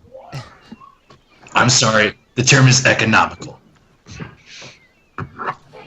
Chester, you're saying you've been chosen by the gods. Now's your chance to prove yourself. Do you have what it takes? seems like the biggest adventure yet. If Grundle's in, I'm in. All right, and you are handed your 50 gold. Oh, we get Looks the like money you're up not front. the only one Yeah, who you get it up front. did death curse. Yeah, we won't be alive long enough to spend it. Well, don't die. It's pretty simple. What did you say, Cloggy? If it is your name? He said it looks like Syndra is not the only one who's been smitten or afflicted by a death curse. I'm in too. All right. So that makes our party then, if I'm not mistaken. You are all handed your 50 gold, and before we continue, you are all given 25 experience and 10 gold pieces for your introductory story / fight. So you all should have somewhere in the ballpark of 75 to 100 gold, I would say. Somewhere. 60 to 100, somewhere in there. All right. But 95. So, I actually didn't get a map for the port of Chult, surprisingly. Huh. What am I doing with this? But I have a better map. So, upon you all agreeing to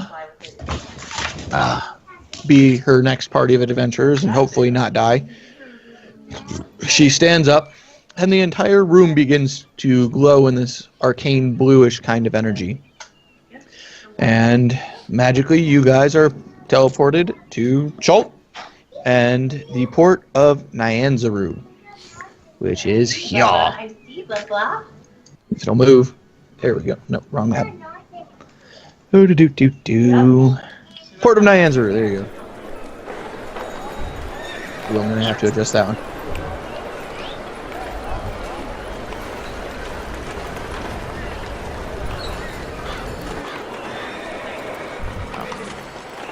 Yeah, fixing volume right now. No, it's big. Yeah. But this is Port Nyanzaru. Wow. And you guys are in the harbor here. Let me. So. Okay. No, that's me picking. That was my Oh. problem. So let me give you some background on the port. Oh, It's north. North is to the east. Okay. Is it sideways? Naturally. yeah, it's a little sideways. And you wonder why tieflings can't read maps. Yeah, they didn't do a great job with it. But Port Nyanzaru is a bastion of civilization and commerce in a savage land. The amount of business that unfolds here and the cash that moves through its counting houses would make any merchant of Baldur's Gate or Waterdeep jealous. It is also a colorful, musical, aroma-filled, vibrant city in its own right. Other than trade, the biggest attractions are the weekly dinosaur races through the streets. Locals and visitors alike. Hold on. You rushed over that. Dinosaur races? Dinosaur races. Guys, I know where my 95 gold's going. Locals and visitors alike wager princely sums on the race's outcomes. The city also boasts grand bazaars, glorious mansions, and temples, circuses, and gladiatorial combat. Enemies surround Port Nyanzaru on all sides. The jungle teems with ferocious reptiles and murderous undead. Pirates prowl the surrounding sea, and the mouth of the bay is home to a greedy dragon turtle. So, you guys have arrived in Port Nyanzaru. Near the harbor master's office, which is... where the frick is it on this map? Over here. You guys arrive over in this general vicinity. So, you appear in a tropical city under the blazing sun. The familiar sounds of a harbor, creaking ropes, slapping waves, heavy barrels rolling across cobblestone, mingle with voices shouting and cursing in unfamiliar languages, filled with clicks, inhalations, and sing-songy words that make it sound almost musical. The aroma of unfamiliar spices and tropical fruit mixes with the wharfside smells of fish, tar, and canvas. Beyond all that, Port Nyanzaru is an explosion of color. Buildings are painted in bright shades of blue, green, orange, and salmon pink, or their walls are adorned with murals portraying giant reptiles and mythical heroes. Every building sports baskets and clay urns of colorful flowers or is draped in leafy flowering vines. Minstrels in bright clothing adorned with feathers and shells perform on street corners. Multicolored pennants and sun awnings flutter atop the city walls.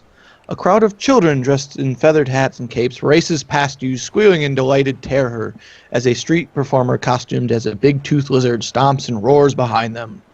The whole city seems to be bustling, sweating, laughing, swearing, and singing. My kind of town. So, within the port, Stuff that I can steal here. I would like you guys, whoever wants to make a... yeah, let's just do a perception check. I refuse. Yeah, sure. 8.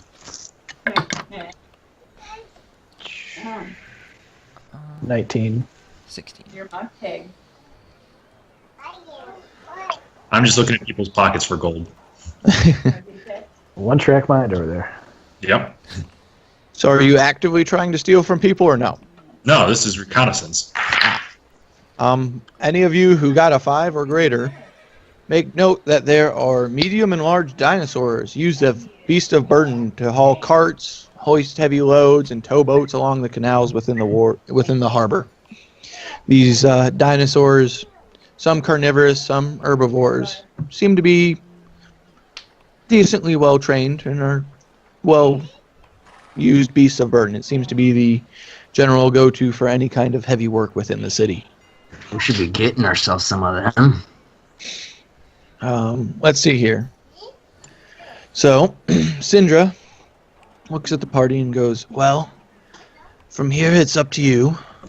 I would recommend that you either get a room at the Thundering Lizard, if you're looking for a good time, or Kaya's House of Repose, if you want a good night's sleep. Both inns are located near the Red Bazaar, which is Area 18, which should be... I lost it now. There. Down to the southwest here of the map. Wanna know why I went up to your face? I'm sorry, what color is it? It is the Red Bazaar. Yeah, what color is it? Your color. Yeah, whatever color your skin is. So, brown. Yeah, we'll go with that. Good choice. Kazari's colorblind too. Is anybody going to tell him? But Do you know anything else about the Soulmonger? Or are we kind of on our own for that?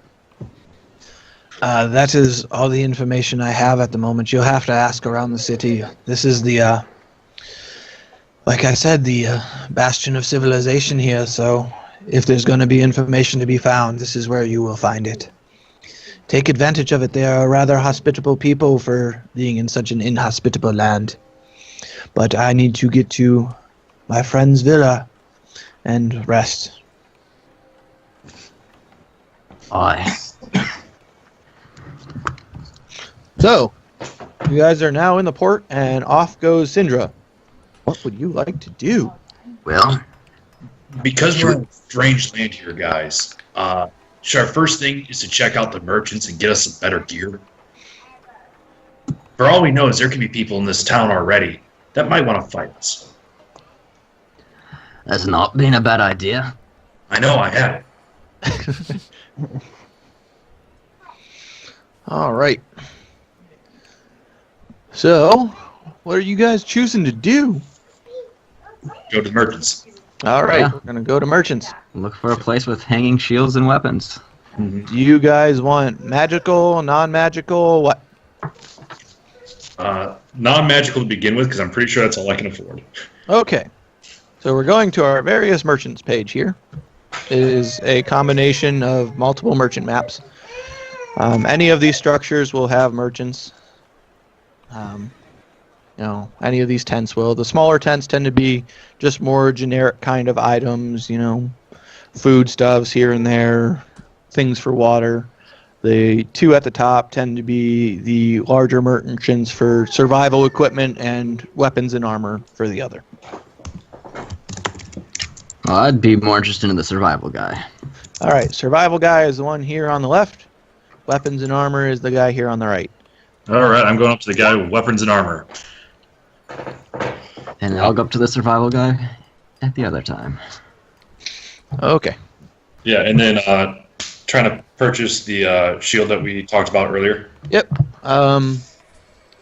So, like I said before, gentlemen, anything that exists within the player's handbook is available for your purchase within this city. If there's anything you want, anything you desire, it can be had in this city. Very nice. But that being said, this is also a very inhospitable land, and it is not for the faint of heart to venture into without proper preparations. So there may be some specialty items that exist within the world for you guys to inquire about. So, Jay, you said you are going to weapon and armor guy? Yep, weapon and armor guy, purchasing a shield and seeing if I can trade in my regular leather armor for studded leather. You come across Arturo Aguilo. Hello, my friend. How may I help you? Just looking for an upgrade to my shield and armor. Oh, we have upgrades. We have all of the upgrades you could ever want.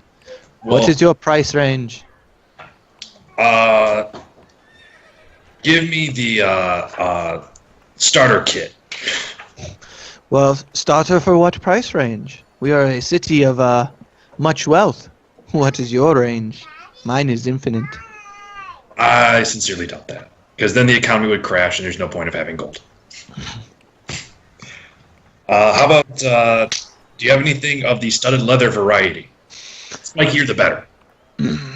Studded leather variety. Let's see. As he disappears into the back, and there's a little flourish of magical energy as he disappears and comes back, and he goes, Yes, I have a very fine set of studded leather armor here. Going rate is 60 gold pieces. 60 gold pieces, that's crazy. I can get this anywhere else for 45. Ah, but you are in the Deathlands of Chult. Things come at a premium here because they must be imported or crafted with limited resources.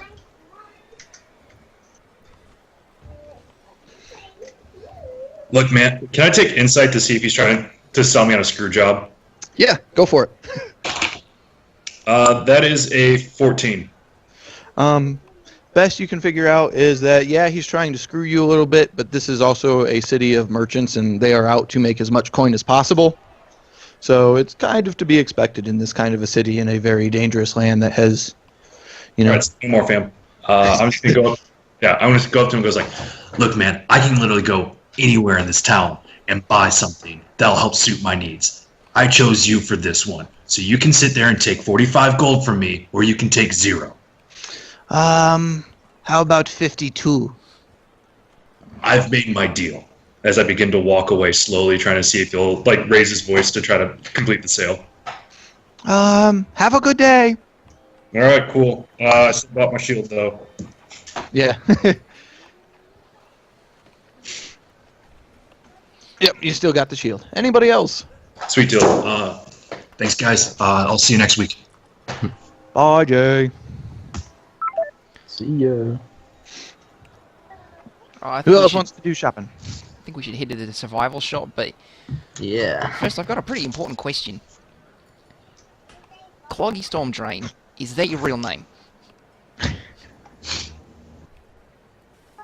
It's as real as it needs to be for you. Fair enough, friendo.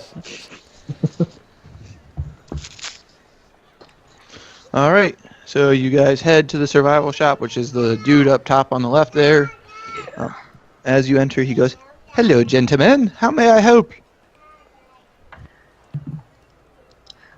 Well, we're not being from around here. It shows. Well, it seems like we'll be going out into the jungle to be saving Ooh. your life and everyone else's. Oh, I'm not affected by the curse. I am fine. Well, not yet, you aren't. But we were hoping maybe you could tell us what we'd be facing. What the jungles are like out there. The jungle equals death. But what is going to be doing the killing, I guess? Oh, there are dinosaurs, there is disease, there is exhaustion, there is dehydration, there are the undead, there are greater undeads, there are all kinds of beasts and monsters that prowl the jungle and go bump in the night. If you think of it, it is probably out there and it will probably try to kill you. Would your suggestions be for us for going out there? What are the necessities? Oh, you need lots of water. You need things to prevent the insects from eating you alive. I would not recommend anything beyond light armor. Due to the immense heat, you will just die of dehydration. That's much quicker if you are beyond light. Maybe even medium armor will be a nuisance. Bah, guess I'm going to have to be going over to your friend then. I'll be right back. Is there food and water sources out there? Oh, anything you can kill can act as a food source. As it goes for water, if you know how to purify, there's plenty of sources. If not, there are rain catchers available for sale that allow you to acquire some water throughout the night. Okay. I want to show him the map that Syndra showed us if we have a copy of it. Yeah, you guys are given a copy of it. And I want to ask him if he's got a more complete version. No. There are no more complete maps. You basically have a guide who goes off of landmarks, and none of them are cartographers. Also, you might want to invest in a guide. They exist within taverns. There are merchant princes who are responsible for the distribution as long as with the survival equipment. So, unless you have a writ from one of them princes, I can't sell you any of our specialty equipment. What sort of specialty equipment? Oh, the insect repellent, the rain catchers, the canoes, the special type of beverage that we have within the city. So we'd be needing a writ then. Oh, and along with beasts of burden, they are for sale also, but you need to talk to the right individuals and get permission. Well, let's just be saying we got some money. We don't have a lot of money. How can we turn some money into a lot of money? Oh, well, some money into a lot of money. There is the Executioner's Run. You can place bets there. There is the dinosaur races. You may also place bets there. Throughout the city, there are postings for odd jobs.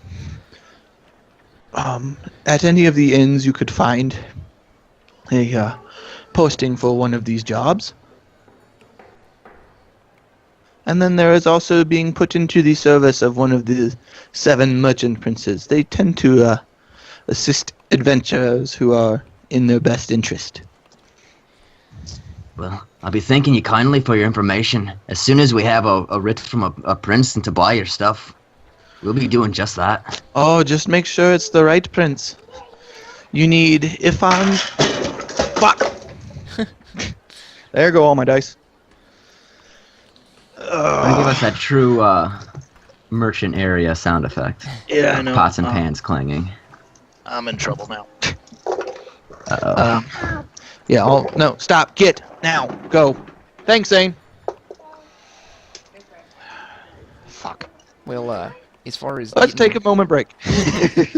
Okay. as far as getting a writ goes, maybe we could talk to that merchant that's Sindra's staying with. Isn't he some sort of like merchant ruler? That's what she be saying. But he be saying we need the right prince. Get. Fred, get! I think if we could find just an example of what the writ is, we probably don't need to talk to anybody. Why that? I have a way of producing documents. Bah, we are on a mission from Gad. Sorry.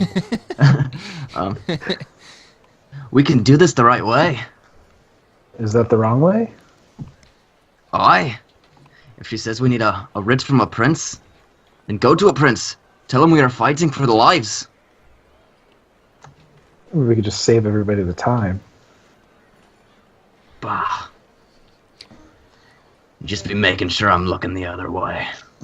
So, are you guys having this conversation out loud where this merchant can hear you or no? Quietly with Now, our we had backs developed turned this telepathy thing over that boat ride. Or no, it was a teleportation. During that quick teleportation. Something went horribly right. to it. It's a sidebar. Yeah. Well, are you talking loud enough that this merchant can hear you? You know, we're doing the thing with our backs turned to him. Okay. Then I need you all to make a stealthy conversation check. Oh, doing my stuff like stuff? I got a 2. 20. Where's my stuff? Oh. Got an 11. Okay.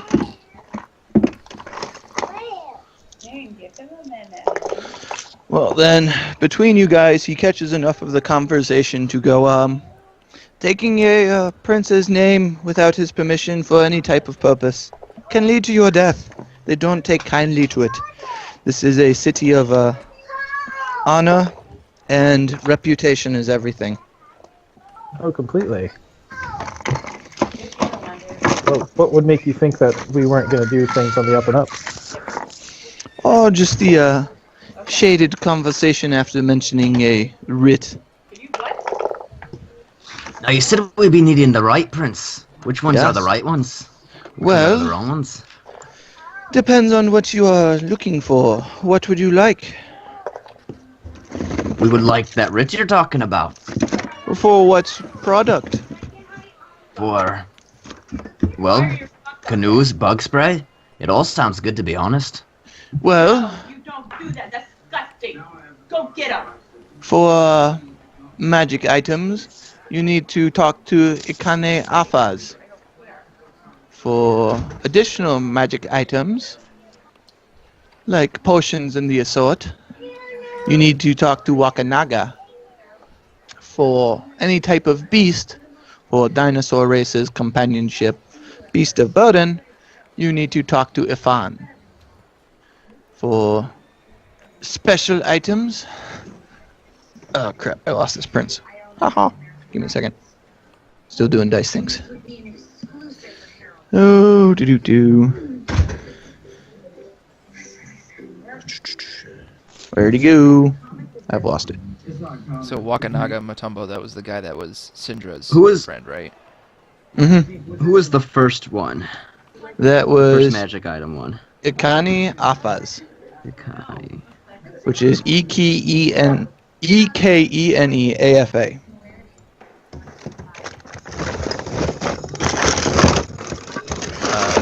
And what was he was for the magic items, right? He was for like magical weapons and the sort. And Wakanaga was for potions. Yep, potions and spells. The Beasts of Burden guy's name was Afan. What's his last name? Ifan Talroa, actually. So we definitely need that Beast of Burden guy. Because that's what the merchant recommended. And the special items probably seem to be the two most pertinent. Hold on. I'm trying to get my dice sorted here because they're fucking all over the house right now. What writ do we need like to get like the rain catcher? Like, who would that fall under? That is.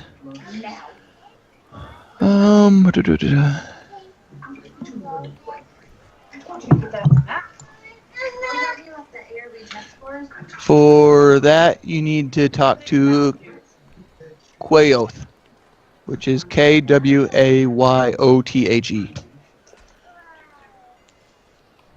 And you see the special items guy? He's the special items guy.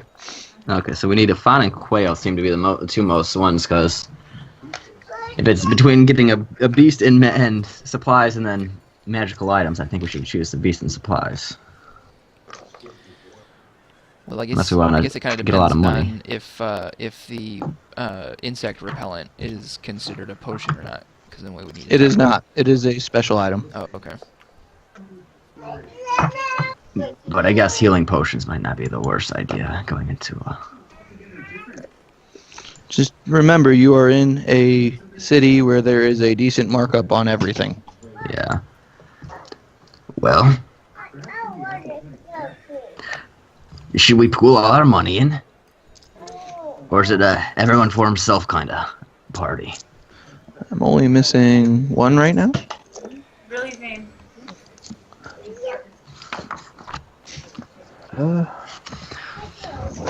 Mr. Merchant, Yes. how much be a beast of burden? Oh, it depends on how big. I can tell you we have everything from flying monkeys to triceratops for sale within the city. Well, let's be going with a triceratops. We need to be something we can be riding, I think. Or at least be carrying a good amount. Oh, one of them goes for about 500 gold pieces. That's a little bit steep. Well, Oh, I'm sure you could probably lease one if you talk to one of the beast masters for 250 and a gold a day.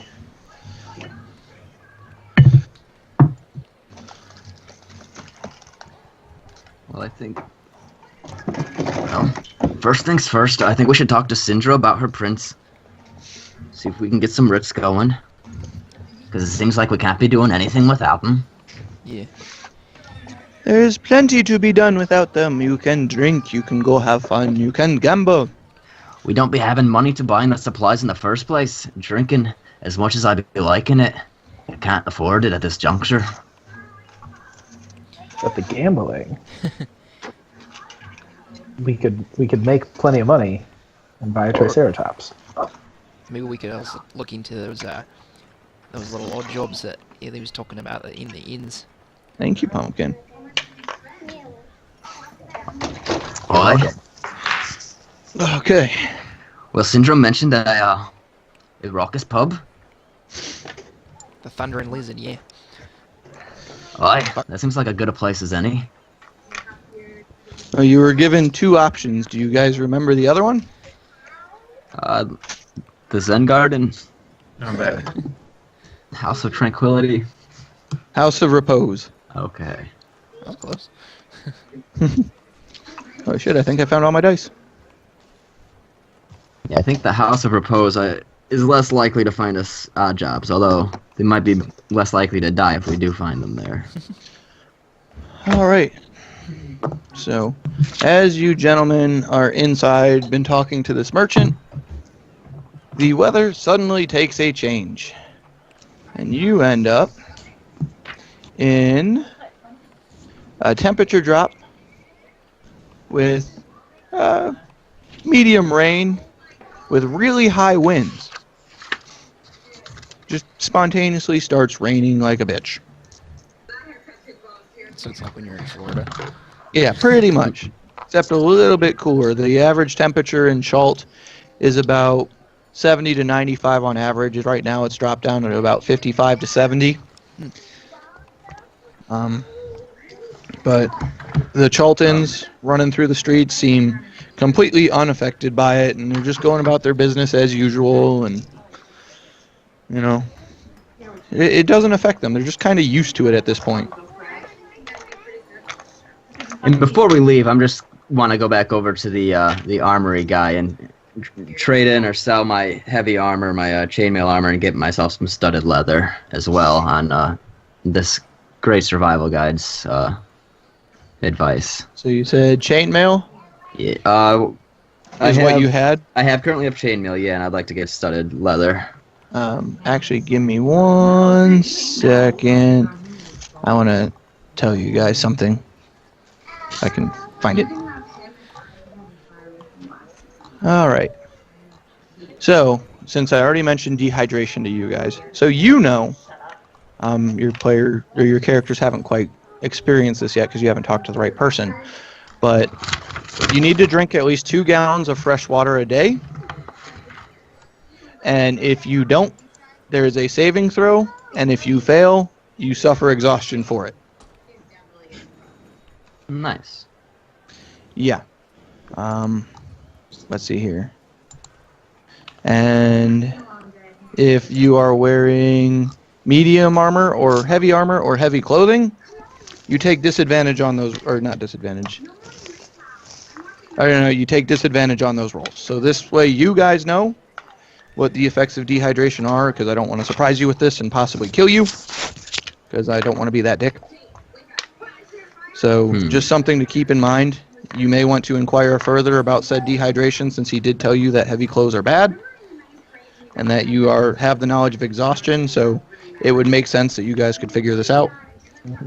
And I don't want to kill you guys as much as I could. Instead of selling my heavy armor, I'm going to keep it with me. Okay. Just wear I still want to buy the studded leather to just wear around as my natural. That's alright. Okay, so again, you go over to, if you guys are choosing to, the armor dude. Yeah. And again, welcomes you guys in. Goes, my friends, how may I help?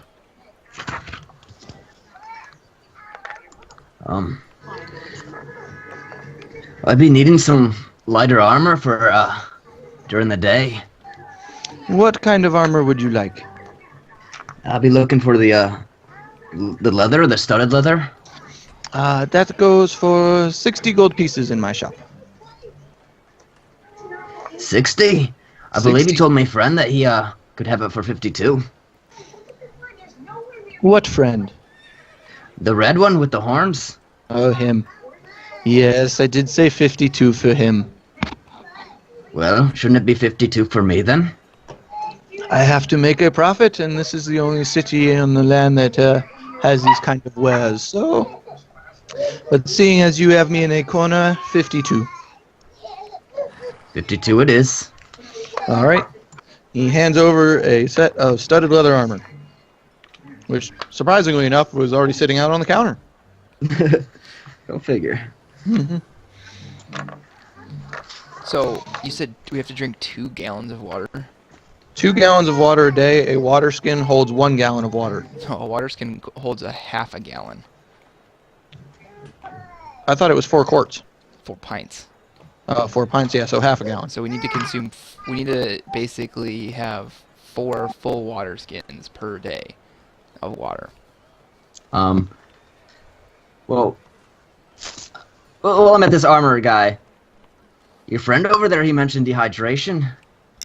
Where do we be getting water? Is there a lot of supplies around, or do we have to be bringing our own?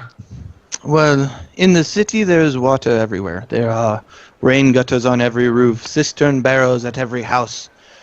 We use the water to run our city. We have fountains everywhere. So there is water. I'm more aplenty worried about the within jungle, city. though. Oh, within the jungle there are streams, there are puddles, there are rains and dews. You can collect water from those, or you can have yourself a custom-made Put Nyanzaru rain catcher. They are designed to accumulate water throughout the night. That sounds Let useful. me guess, we be needing a writ for it. That you do. Bah. You need to talk to Ikane Afa to be able to purchase a rain catcher. What if But- you just, sold it to us and, what's going to happen to you? Well, it is equatable to stealing from one of the merchant princes, which would be a hand at least, if not death. Do you really need that hand? Yes, I do. It is a point of reputation to have all of your body parts.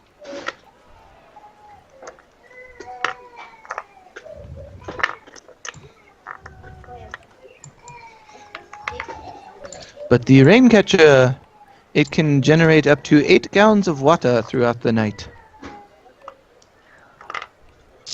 Would a rain catcher be easy to carry with us? Oh, they only weigh 5 pounds. Huh. They are relatively light. Why didn't you ask the other asshole across the street? Ye be having a much nicer face. Plus, we actually be giving ye gold, so if anyone should be complaining, it should be him. I sell weapons and armor, not survival equipment. You be selling yourself short then. All right. Shall we take a short hiatus? Because I gotta piss. Sure. Certainly. All right. Be back in a few. And I shall do the same.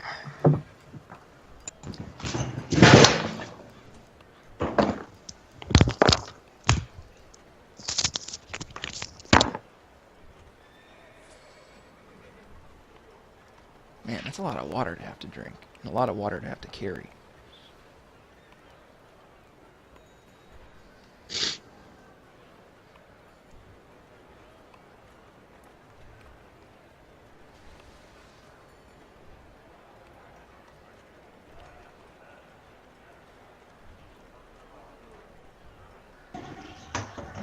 Well, that's the nice thing about the rain catchers is it can generate 8 gallons of water a day, and depending on the weather, it can double or triple that. So, I mean, you guys are given options. Right, but I'm saying like the weight of carrying 4 full water skins at the very least is Yeah, that's but I mean, 20 pounds of water on you, according to the player's handbook.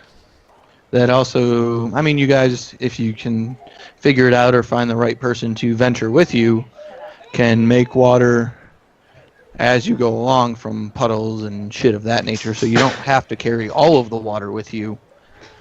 And with the way the weather changes here, it's possible to easily get that. And on top of that, if you find the right person to go with you, or you hire one, a beast of burden can carry all that water for you. Because a fucking Triceratops has a strength of 21. Yeah, that's a pretty expensive animal, though. Well, you could always lease one or try and haggle. You said the lease cost was 250 gold a day, right? Well, that was just based off of this asshole's experience. He's not a beast master. He was just guessing. Gotcha.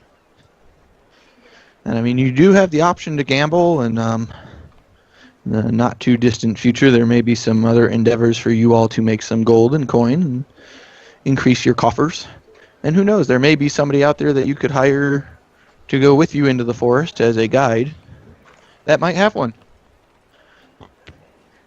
My guy's gonna gamble.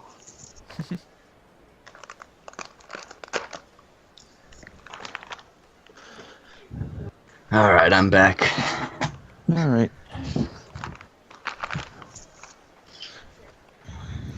Damn you people for communicating, having leverage on my vendors. But yeah, I figured at the very least I can clue you guys into dehydration because you have been given enough information to infer you need to drink a metric fuck ton of water. Now, kind of outside of the game, if you don't want to tell me, that's fine. Like, if I just put on my armor, if I can see there's a battle coming on, I switch to my heavy armor, then switch it off. Would that count against my dehydration, or? No, well... Like, obviously, I'd have to be able to know what's coming for, a long enough time to switch out my armor, but... Yeah. Depending on the intensity of the fight and your guys' choice of actions and the duration, yes and no. Okay. And the active weather at the time. Right. I mean, or if we were, like, inside or something, it might not be as bad. Mm-hmm. Well, or worse, I guess, if it's hot inside. Yeah, because if it's cooler weather out, you could wear your heavy armor and not suffer the level of exhaustion. Okay, cool.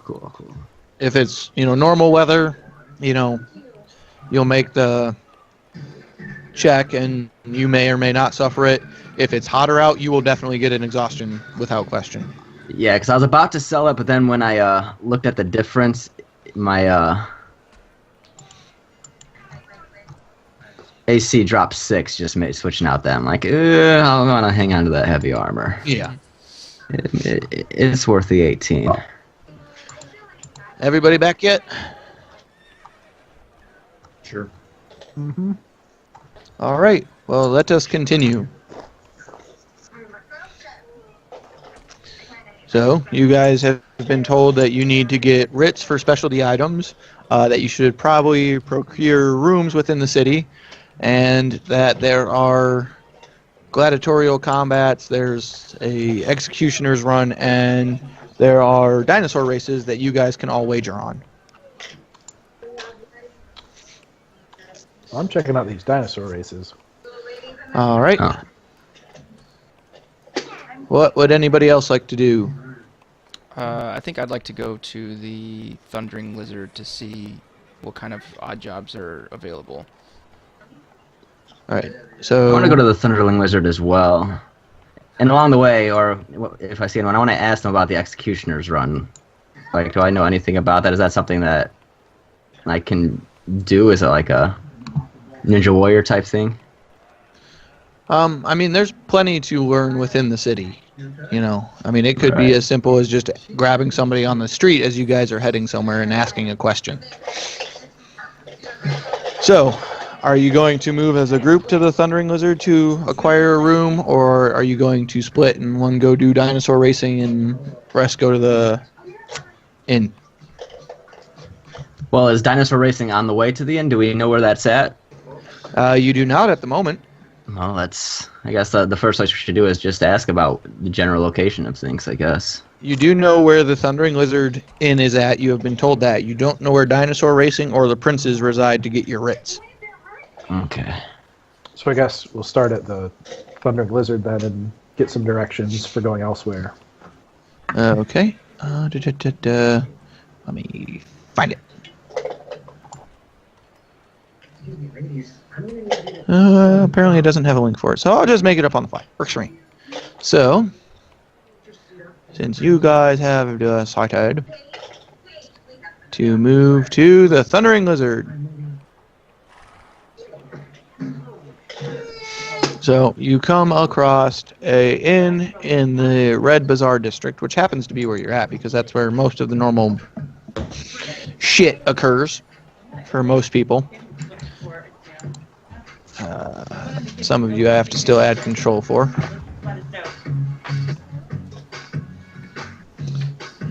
Coggy. So you arrive at the Thundering Lizard. It is as the rest of the buildings, stucco covered outside with thin slit windows to try and keep the heat of the street out. It does have nice designs on it. There's a mural of a lizard rampaging through the streets. The upper floors tend to be more thatch and wicker build with wide open windows to try and get a good breeze through the house. As you enter, the man behind the bar goes, "Welcome, patrons! Welcome to the Thundering Lizard, the most exciting tavern that exists within the port."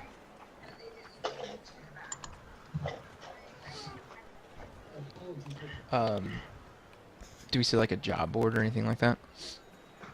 Yeah, actually, over here, this kind of table storage area against the wall is a little bounty board posting.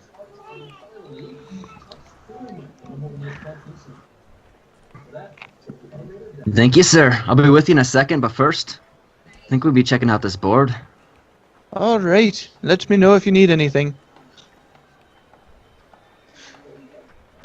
So, on this board, you see a posting for an escort, a request to find somebody lost in the jungle, to help a dying man, to save an innocent man, and that's all you got on the board right now. Well, we can cross the jungle one off the list, because we be needing supplies before we go out there. Right.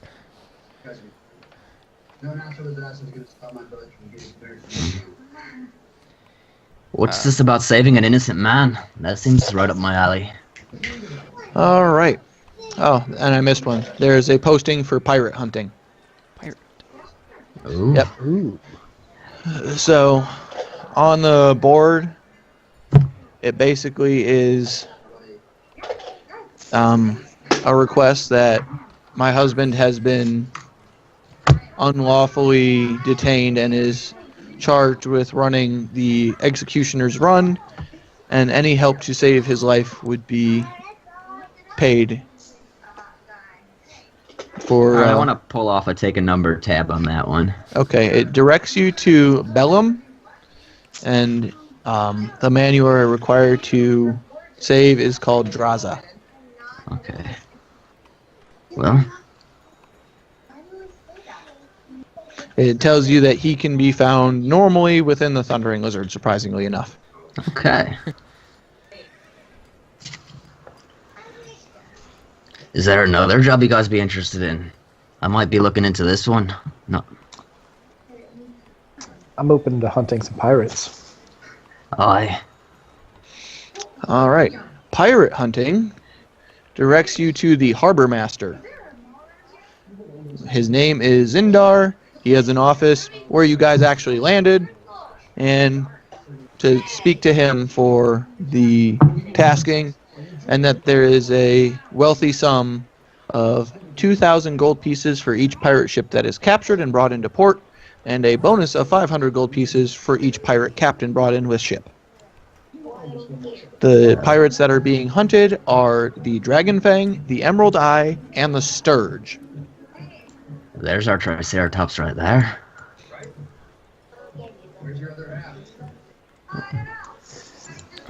What's the escort one? All right, that is escort a priest to Camp Vengeance. A Undril Silver Tusk is a representative of the Order of the Gauntlet and newly arrived to Port Nyanzaru. She needs someone to help get her to Camp Vengeance to deliver a message to Commander Niles Breakbone. Which Well, is outside of the city. yeah, which that'd be is sounding outside like of a the good city. enough job after we get our supplies.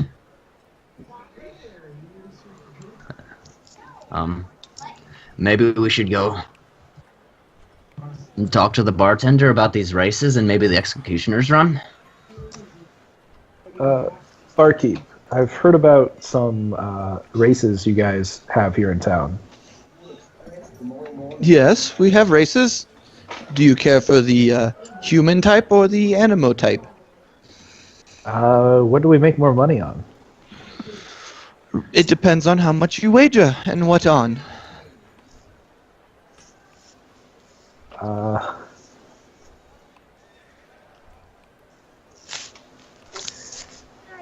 Where can we find either one?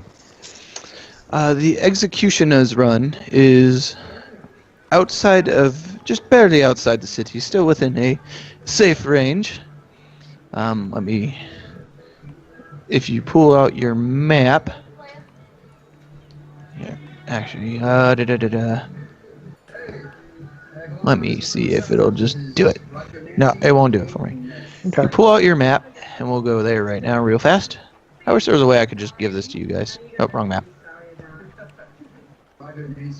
The Executioner's Run is northwest on the map, number 1.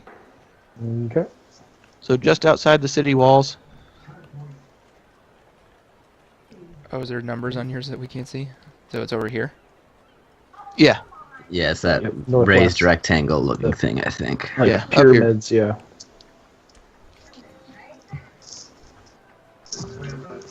And the dinosaur races? Dinosaur races, they occur within the city streets.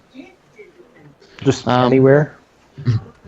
Just about anywhere. Normally they start out there in the Red Bazaar and just go for about a good length of the city. So if I wanted to place a wager, I'd start in the bazaar. Yes, you would go see where the crowds are gathering and the dinosaurs are arriving. Should be happening here in the next few hours.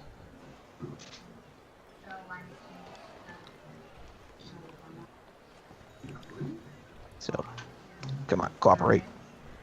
Back to the Thundering Lizard. Is there anything else I can help you with? Drink, bedding? How much is it for a room for the night? Room for the night. I'm losing myself here.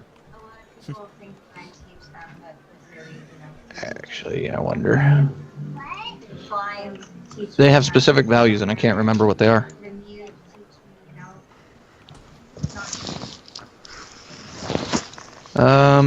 It will say 1 silver piece. I think that's about right. For this one.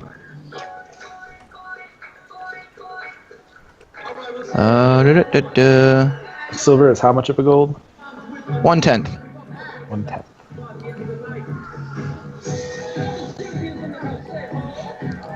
But here, I'm gonna drop this in your journal so you can get an idea of what dinosaur races look like. Dinosaur races. Oh, nice. There's people on them. Yeah. What are like? What happens if the T-Rex like eats the Triceratops? Is that part of it? Most of the races are Pretty straightforward. non-combative due to the simple fact of the investment of money into training these dinosaurs and their riders. But there is a combative race that occurs every so often that has a higher payout and a higher price. Also, there are normally teams looking for riders if you choose to participate in the races beyond just gambling. Normally that pays a pretty healthy amount of gold, depending on your success or failure. That seems kind of fun. Speaking of jobs, I found this one about an executioner's run. It says to inquire about to a guy in this very building. Can you point me in his direction? Which gentleman are you looking for? I forgot the name, but Give me, had him be. Is it Balum? Yeah. give me a quick second. It is Bellum, B-L-Y-M. B-O-Y-M. Bellum happens to be this gentleman over here sitting by himself. Alright, I'll just nod to the bartender, flip him a gold piece, and then walk over to that guy while they're finishing up their conversation. Thank you for your patronage.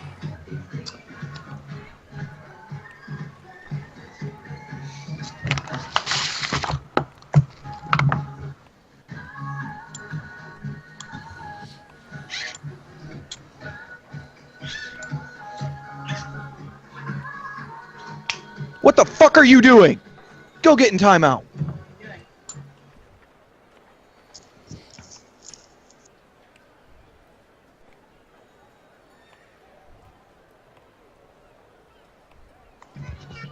I had to take a quick moment. You guys do anything?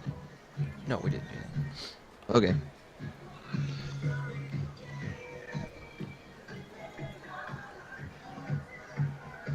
Just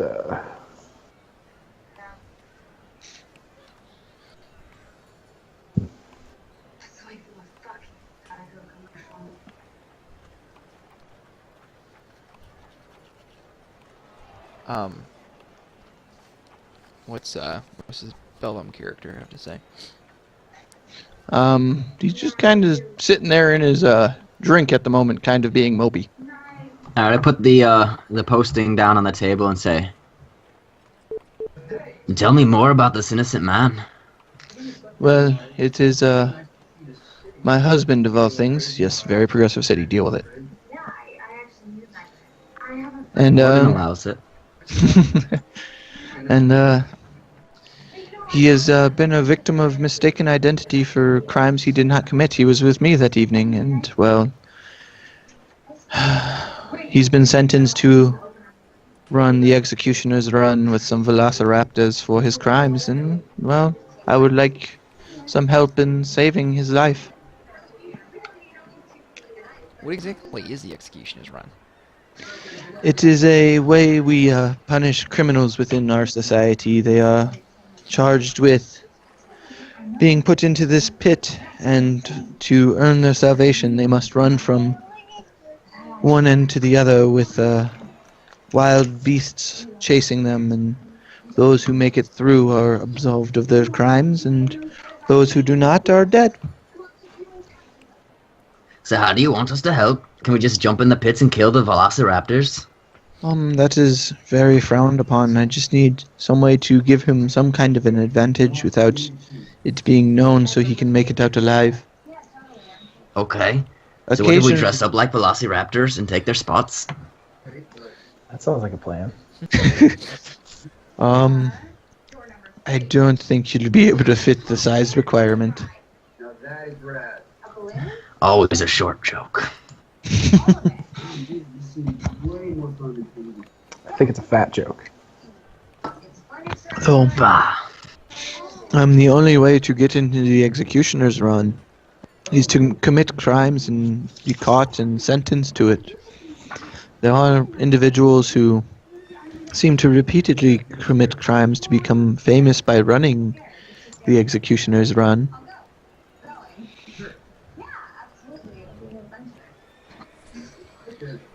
What did he supposedly do? Supposedly he was selling under the table some of the specialty items run by the merchant princes. Shit, why didn't we get here before he got arrested? But I can tell you he is a honest man. He is just a laborer at the docks. It's a case of mistaken identity. Okay. Well, do you have any proof that you think it wasn't him?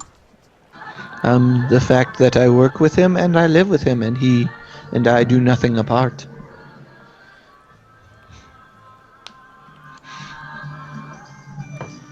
So, you be knowing the laws around here. It goes against me code, but what would be the most victim-free crime I could commit that would get me in the executioner run with them? Stealing is a good one. Harming a person's means of income. Bar fights tend to get you into the executioner's run because this is a merchant city and coin is king. Chester, I've got an idea. It's a dumb one, but it's an idea. I think I know what you're thinking, and I'm pretty sure it's a terrible idea. Let's just say we have Bellum, say we stole from him. And he demands we get judged right away. And we go down there and we help a guy outrun some velociraptors. I get to keep my hammers, right? Well, I would hate to have your blood on my hands if you did not survive. Who exactly is it that hands out these punishments? Like, who decides who goes in the executioner's run? The merchant prince that has been slighted. In this case, who are we talking about? You guys. Where the frick did it go? I lost it. Damn it. I just had it too. The prince that has been slighted is Quaiothe, and he's the one responsible for the special items like rain catchers and insect repellents and shit like that. Well, we have to talk to this guy anyway. We could convince him to help this guy out. That's not a bad idea either. Maybe a little less suicidal too. I'm always in favor of less suicidal. Bellum, you said you said it was a case of mistaken identity. Who do you think he's been mistakenly identified as? I couldn't tell you. I have no idea. It's just probably somebody trying to get away with some silly crime and slighting of the princes. There is a underground market for things, but the markup is a little excessive. Look, one more benefit about us being in the run, we could always put all our money on ourselves.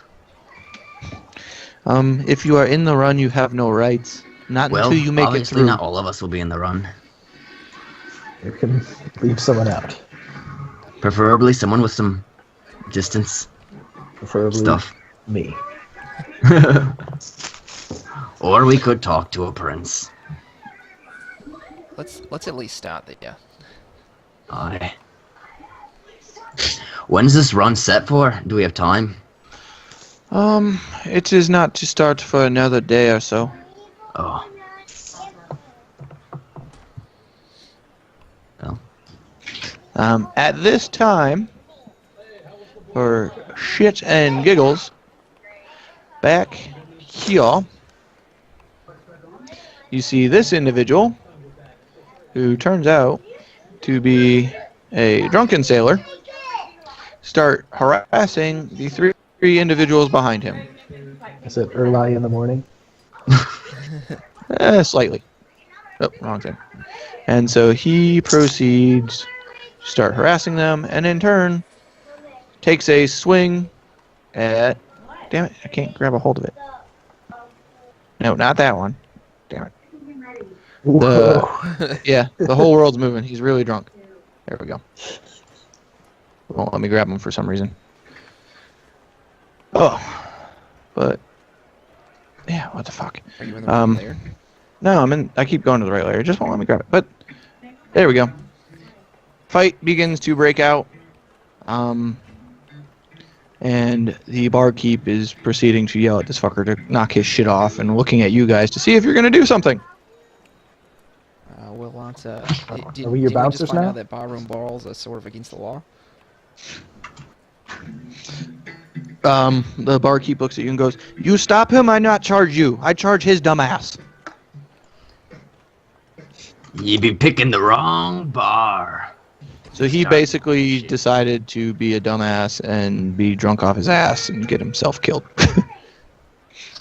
It's just one guy. It's just one guy. But he looks very stout and hardy and full of the health. The health.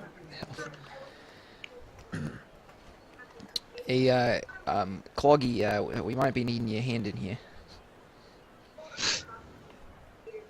Am I not in there? Your token is out front.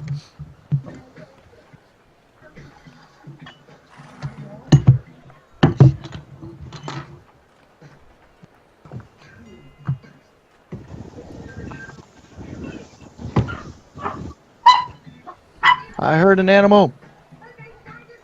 It's the pub dog. They're making supper. So what do you guys choose to do?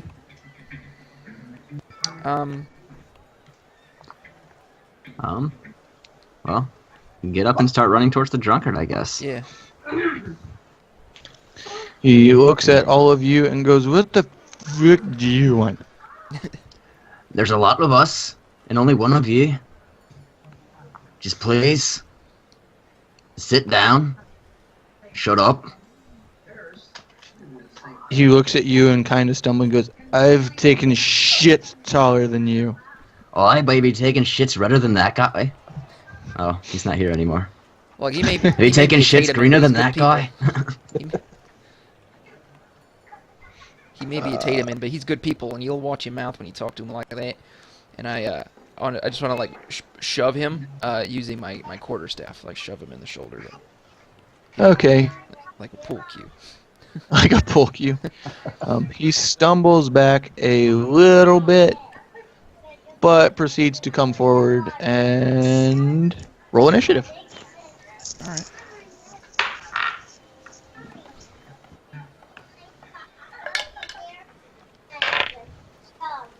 What's mine? Oh, okay.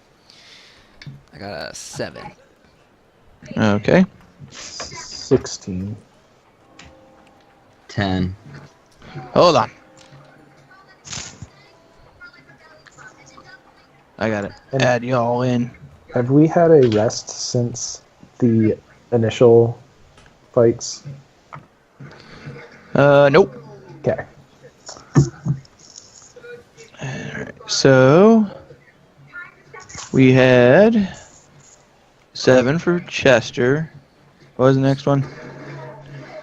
16 for Geth. Okay. 10 for Grundledorf.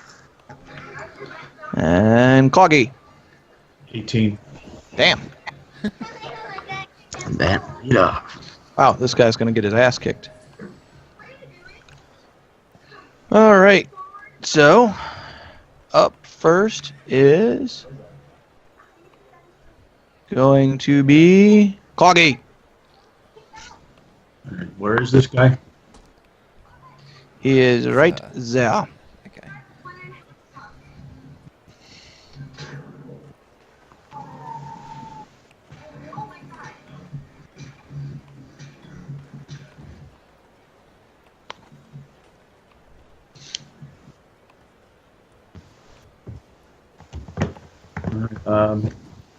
I can only move.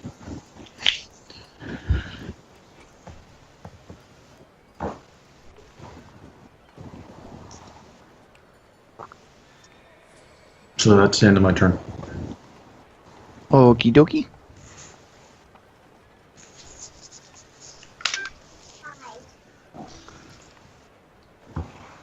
Next up is going to be Geth. Alright. I am going to cast Ray of Frost at this Joker. Okay. And I will get a 14 to hit. You definitely hit. 2 cold damage. Okay. That's what it's good for. All right. Next is Grumbledorf. Well, I want to tell him, you got one last chance. Sit down or taste my hammer. And then, if he doesn't sit down, he's going to taste my hammer. He's too drunk to sit down. Okay, that is a 19 to hit. That will definitely hit. And that is a 9 for damage. All right. Surprisingly enough, he is still standing. So next would be Chester. Okay. I'm going to take a smack at him with my quarterstaff. All right. With both hands. That's going to be a 18 to hit. That will hit. Okay. For 8 damage. All right. Now it is Drunken Sailor time. He decides he is going to punch. Well, not as necessarily punch Chester, but he is going to dagger into Chester. Oh, jeez, I'm rolling like shit, and it's in your guys' favor. 13. That'll hit, but I'm gonna cast shield to raise my AC to 17. All right. So he goes to make his stab, and basically it chinks off of you. We are back to the top to Cloggy. All right, I move there and attempt to make an attack with my axe. 17. 17 will definitely hit. And he takes 10 slashing. All right. He's still standing. Geth, you're up. I am going to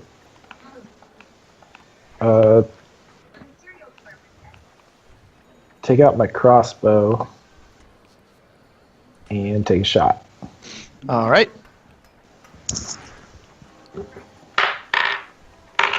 Uh, 10 to hit. A 10 will not hit. All right.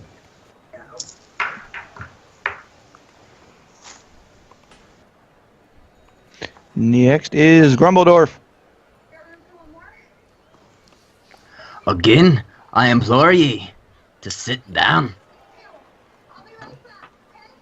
The only time I will sit is when I'm shitting on your face when you're dead. Okay, and that's Warhammer to the face again. And that is going to be a 15. That'll hit. And that is a 10 damage. How would you like to make him sit down? Well, I would like to go swing in and smack him in the stomach and try to make him shit himself like he just talked about doing all over me. So you do such. You hit him with such force in his stomach that his bowels completely release, and now the bar happens to reek of kind of those post-alcoholic shits and that ammonia piss smell. Ugh. Right as you guys conclude, a couple of the city guard come in and proceed to drag his dumb ass out and go, "Executioners run for you!" And away he goes. Cloggy, that was quite impressive what you did with your axe back there. Where'd you learn that move? I was a soldier once. I've had some pretty decent training. So I'd say so. for that, you guys are going to get 450 experience split between the four of you. And the barkeep, out of appreciation for, actually stopping any damage to his bar, is going to give you each 5 gold pieces. Nice. So we get 112 experience? Yep. Okay. And you guys should be about halfway to level 2 by now. A little bit shy. All right. And he said he gave us 5 gold? Yep, 5 gold. He's very appreciative his bar didn't get damaged. Nice. Well, besides the smell and the Yeah. stains. Yeah, that's what mops are for. Yeah, well, barmaid comes up and starts cleaning it up. I'll tip her a gold. I feel bad about making him poo himself. And I mean, it wasn't even those, solid poos. It was that really just kind of runny, semi-tarry, oily, post-alcoholic shits. Gross. Yeah, so it's kind of sticking to everything. She's having a hard time cleaning it up. All right, so now that you guys have dealt with your bar fight, you can either go talk to the prince, or you can try and get yourselves in trouble with the law to the point of having to run the executioner's run. I feel like it's a terrible idea. Let's start with the prince. Seeing as there's a group of velociraptors you guys have been informed about that he is going up against. Yeah, that sounds pretty terrible. I don't know much about dinosaurs, Boy. but I'm pretty sure I don't want to fight one. All right, So you guys are going off to the prince? Yep, off to, what was it, Quarth? Quarth. Quaoth. Quaoth, yeah. That's the one. You guys need that name again so you can write it down? I've got it written down. I'm just gonna keep My mouth mispronouncing just it. does not work. All right. I'd be interested what my dad's take on Quaoth is for a name. While you're at the bar, do you guys want to try and glean any information from anybody before you guys continue to move along? Because, like you were told at the beginning, there's the opportunity. These people love their culture and love to talk. So, Anybody know anything about any princes? they all just kind of look at you like you're retarded. I just want to just like start mumble, soulmonger, and then see if anyone looks when I say that. That's why they call him Grumble. They all just kind of go, yeah, that's the death curse. It's bad. Is it a person? Is it an artifact? The barkeep just goes, nobody knows. We just know people are dying and not coming back, and that's the supposed cause. Has anybody ever fought a dragon turtle? You need to go to the docks to find somebody to talk to, or that sailor asshole you just knocked out and sentenced to possible death probably could have told you. Does anybody be knowing the whereabouts of the soulmonger? Or at least be knowing where it's not? Let's see here.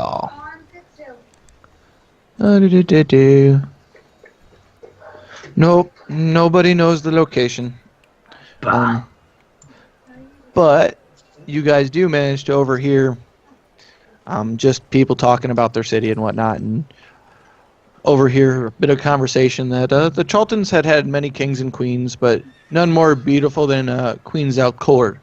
Thousands of warriors killed and died for her, but the only memorial of her reign is the Garden Palace of Nangalore, which lies near the eastern shore on the river Olung, north of Lake Luo. Just talking about the city's old history, because it's only been about 8 years since the merchant princes had taken over the city and driven the royal family out. Interesting. While we're here, can anybody tell us where to find these princes, like Wakanaga, Ifin, versus Akin, and Quaoth? Let's see here. Oh, well, let me find it here. So they're gonna answer him, and they just look at me like I'm a retard. It's here somewhere. I just can't find it. Long story short, the merchant princes can normally be found up at the Golden what the fuck is it called? I gotta find it here. I lost it, man. Well, and if we be going there, do we even have a chance of meeting one? I mean, they are princes. Is it by appointment only? To arrive at one of their houses is a little unkempt, and you will tend to be driven away. If you have some kind of rapport with them, they will gladly meet with you, or if you have made some kind of a name for yourself within the city, they will gladly meet with you. Well, maybe we can start with Wakanaga then, because then, we sort of have an in with him with Sindra. Alright, here we go. This is what I was looking for. They also tell you that the Golden Throne is the former palace of the royal family. It's where the merchant princes tend to meet to do business, to discuss the daily, running of the city. Any given day, there's, a probability that one of the 7 princes will at least be there, if not more. Normally there is a decently long wait up there before you get seen by a prince, and there's very low chance that it'll be the one that you actually need to speak to. Which, on your guys' map, Really wish I could just give you this. Is let's change pages. A lot of setup for this obnoxious story. Which, if you're about north middle of the map, it is right here. This is the Golden Throne, where you're likely to meet at least one of the princes. And just south of that, along here, are the merchant princes' villas, and so on and so forth, where their homes are, along with over here. Okay. So kind of like all along the upper. Yep. Is that like a raised area of the city? Yes, these are the raised areas of the city. They kind of differentiate between the well-to-do and the not-so-well-to-do, and the ones outside of the wall are basically the lowest of the low. But there's another tier of society that exists outside of the wall, similar to what exists within the city. Well, if we getting a name for ourselves is how we get an appointment, I would imagine maybe taking care of some pirates could do the trick. Unless if we want to go just talk to Syndra's friend. Well, I mean, talking to Syndra will really only kind of get us access to one of the princes, and that might not help us get to the rest of them. Fighting some Right. pirates, though, that might be a decent way to make a name for ourselves, like you said. Is as good as any. Corgi, what do you think? I think we have to be on a boat to do that. Sounds weird. Well, I mean, they probably come to port every once in a while, right? They gotta drop this stuff off, sell some things, shill the rest. Well, if the reward is to bring back the ships, I'm guessing they'll be out at sea. Gith, is there any way you can get us on a ship? Probably. You've got a bit of a seaman look about you. Funny joke. Wouldn't we have to be proficient in the ways of sailing in order to get that done? Yep, I am. Okay. Knew I had you pegged. Or do we think that Wakanga could get us meetings with the princes we need?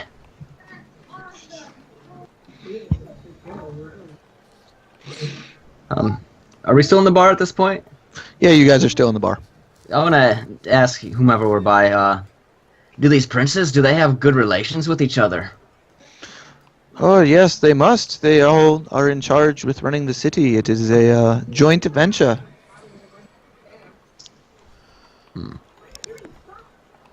Fighting pirates does sound tempting.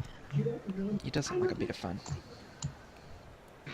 Well, you got fighting pirates. You could make your fame in the dinosaur races. I mean, if something goes wrong at the Executioner's run, you guys could be tasked. You could make your name there by saving people, because persons of all walks of life attend both the dinosaur races and the Executioner runs to make bets.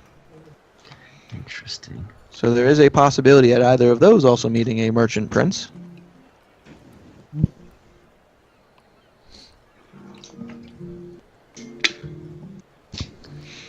Yeah, I might want to try my hand at riding one of those pagas. Maybe win a race. That sounds like fun.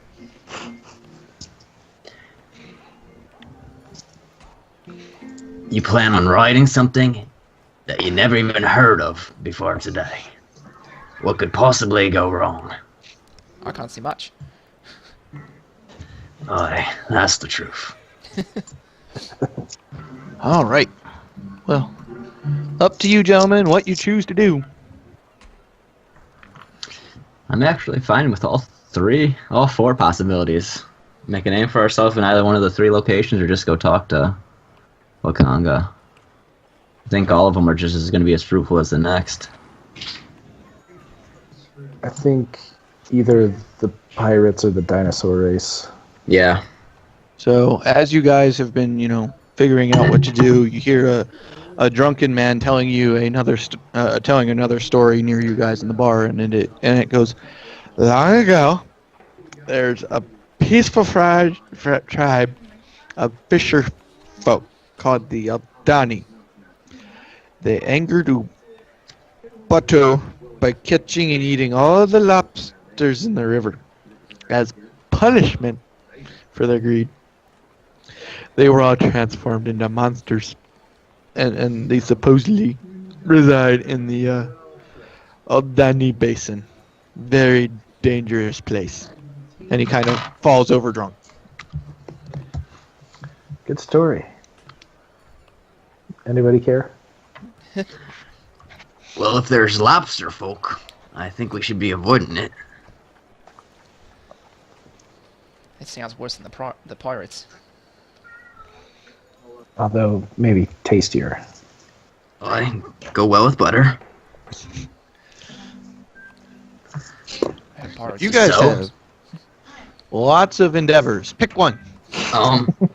Well, Mr. Drunkerton, what do you know about dinosaur racing? How good of a chance would we have at getting in on that? Funny thing, you look at him, and his leg happens to be in a cast of sorts. And he goes, "This is what I know." And he hands you a piece of paper. Huh? He gives you basically the rules for it, that the race runs 300 feet. There's animal handling checks throughout the race. Different mounts have different skills and abilities. So you guys at least are aware that there is an opening for at least one rider in the dinosaur races occurring today. And that's probably why he's shit-faced off his ass right now, is because he's upset that he can't race. But here are the running rules: 300 foot, animal handling checks, and whoever gets a movement total of 300 ends up winning the race. Interesting. So, Mr. Man, what happened to your leg? It got crushed by a dinosaur when I was racing. That's terrible. It's dangerous, but profitable. Do you race often then? Does it look like it, asshole? Well, are you supposed to be racing today? I was supposed to, and then I got hurt. Well, obviously, who's racing for you? I don't know, and I don't care. Do you have a team, or are you an independent rider? I got a team. We run Hadrosaurus. And he falls back on the table again. Well, do any of you know how to ride a hydrogen sword? And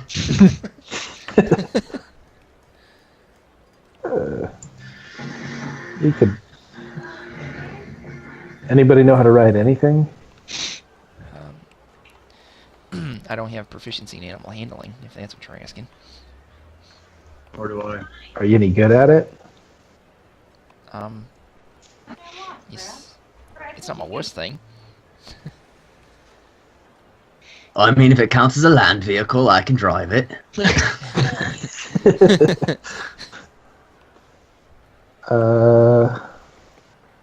How many of us can do this? As many of you as you want. There's the opportunity for Hadrosaurus. Honestly, if you show up and say you're willing to ride, most teams will have a dinosaur for you, just for the simple fact that people have such a habit of getting hurt that there's always openings. Can we get hurt? Oh, you can get hurt. Okay. More